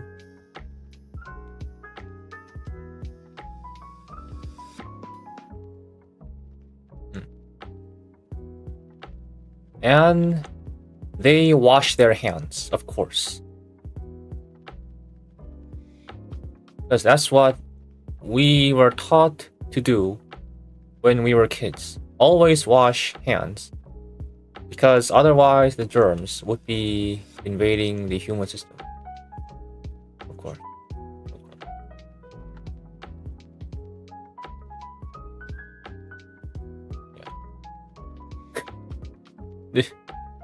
Yeah. This might be my wildest moment that I've ever performed in my live stream history. Because in the past, I always try to maintain a family-friendly, kids-friendly content. And now I decided that has went down all the below. It's no longer things like that. Yeah. Now I can finally free and do the things like this, whatever I want. A soap. Yes, the bar of soap.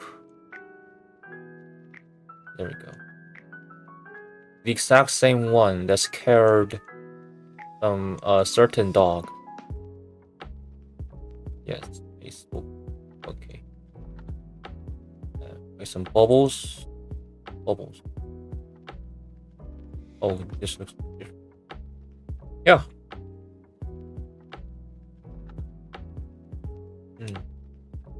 The chronic clever, she got scared by soap, if you know. Exactly. That one. What I'm talking about right now.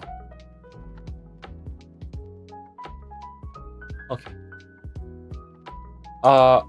No, yeah, like I said earlier, I was planning to do a 30 minutes more of today's live stream and call it a day and continue next time. And I think we might have to do, yeah, continue this next time. And I now have a perfect name for this. This is washing your hands after the pee-pee. Yes. Oh god, what have I just done? Okay, so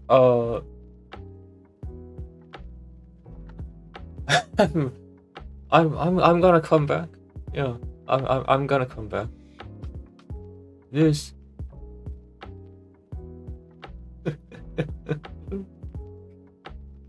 Always your stream. The Jacobi elliptic functions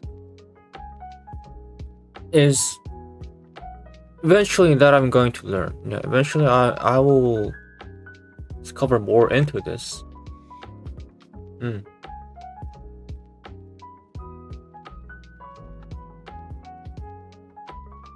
But I believe I think the research, upstream research seems to be required at this moment, right? This is my actually first time actually trying to learn about the imaginary plane and real plane. Hell, this was my first time trying to. Oh, you guys are not seeing right now. I'm sorry about that. Okay, my first attempt to make my own take about the values of the complex worlds. Like a thing, the E powered by I pi plus 1 is equal to 0. That was my first attempt at trying to write it down with my own hands.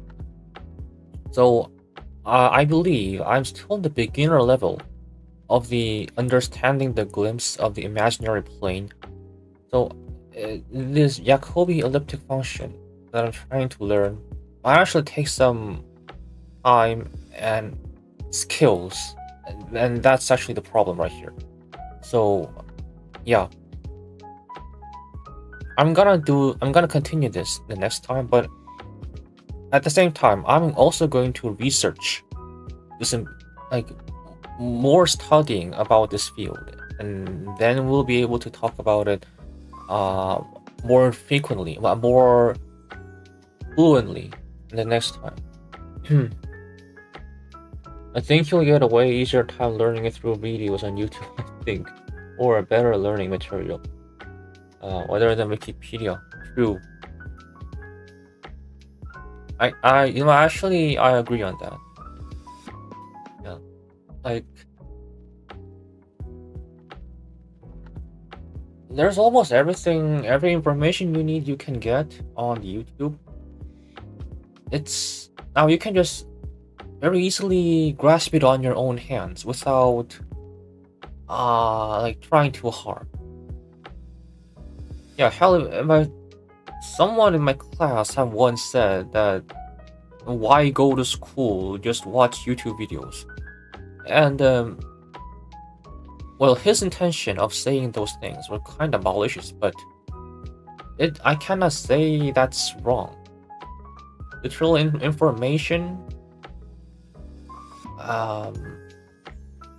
and also guaranteed truth, because the YouTubers who are beyond providing those information are just not nobodies. They're like professors or guaranteed workers or person who has expertise in 30 years in the field? Hmm.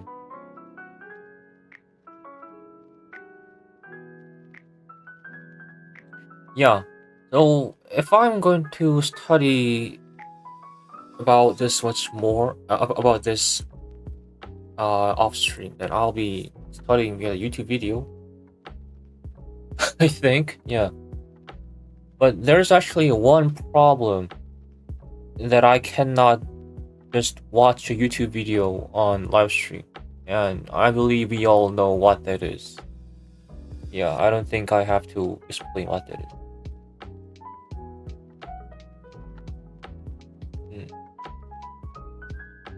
Oh, and fun fact, I think I've said this quite a few times in my live stream, but I'm gonna say it again.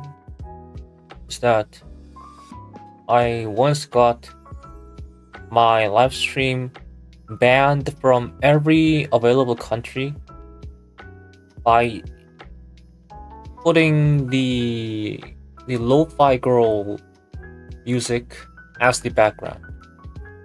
At that time, lo-fi girl was called Chilled Cow. Yeah, the original channel name was Chilled Cow before lo-fi girl, and I literally streamed the whole music.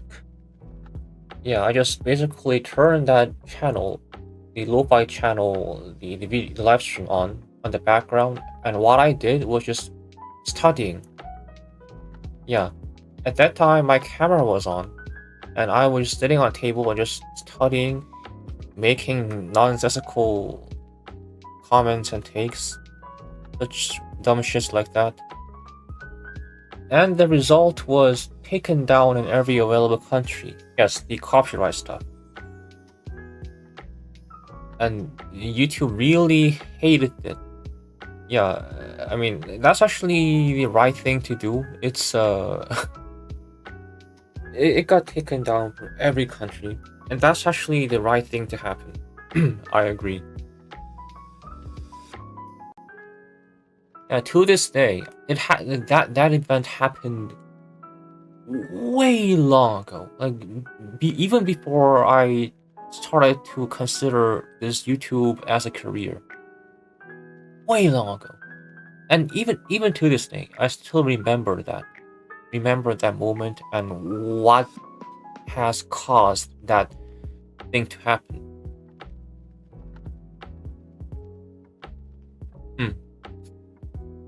Okay.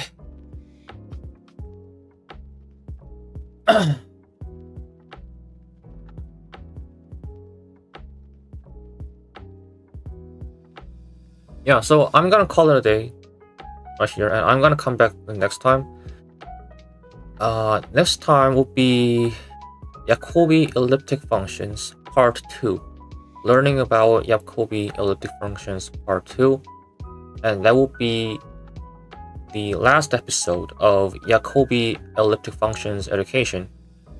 And after that, we'll come back. We'll come back to the original thing what I was doing, which was plotting deriving the equation of a pendulum, the movement of pendulum according to x-axis and y-axis. Yeah, which is where did it go?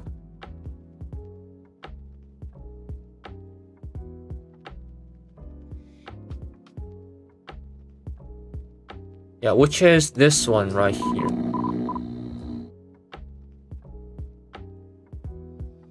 Oh, yeah.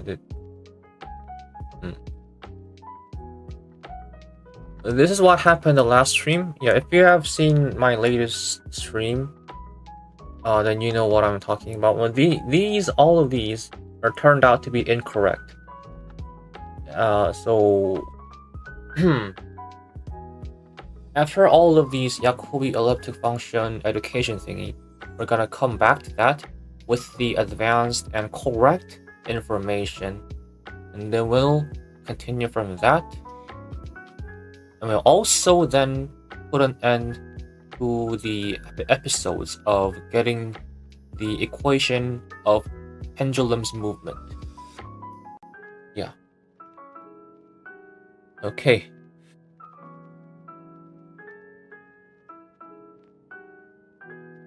Okay.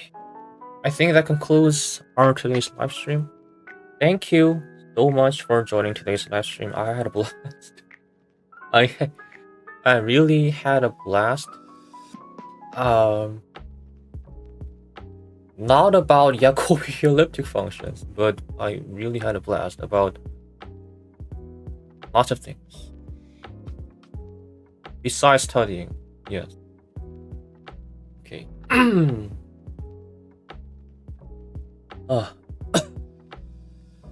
Okay, I'll see you next time. Bye bye. Did I freeze?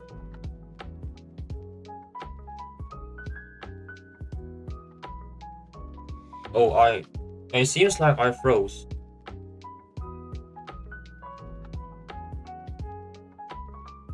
Oh.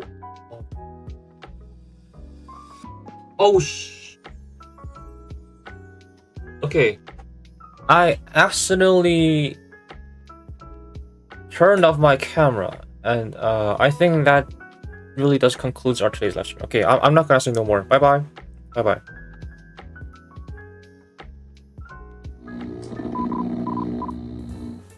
Oh, that's a misclick. What is going on? What?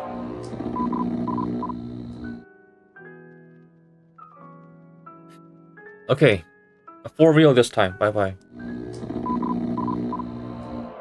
Today's stream was really wild. I love it.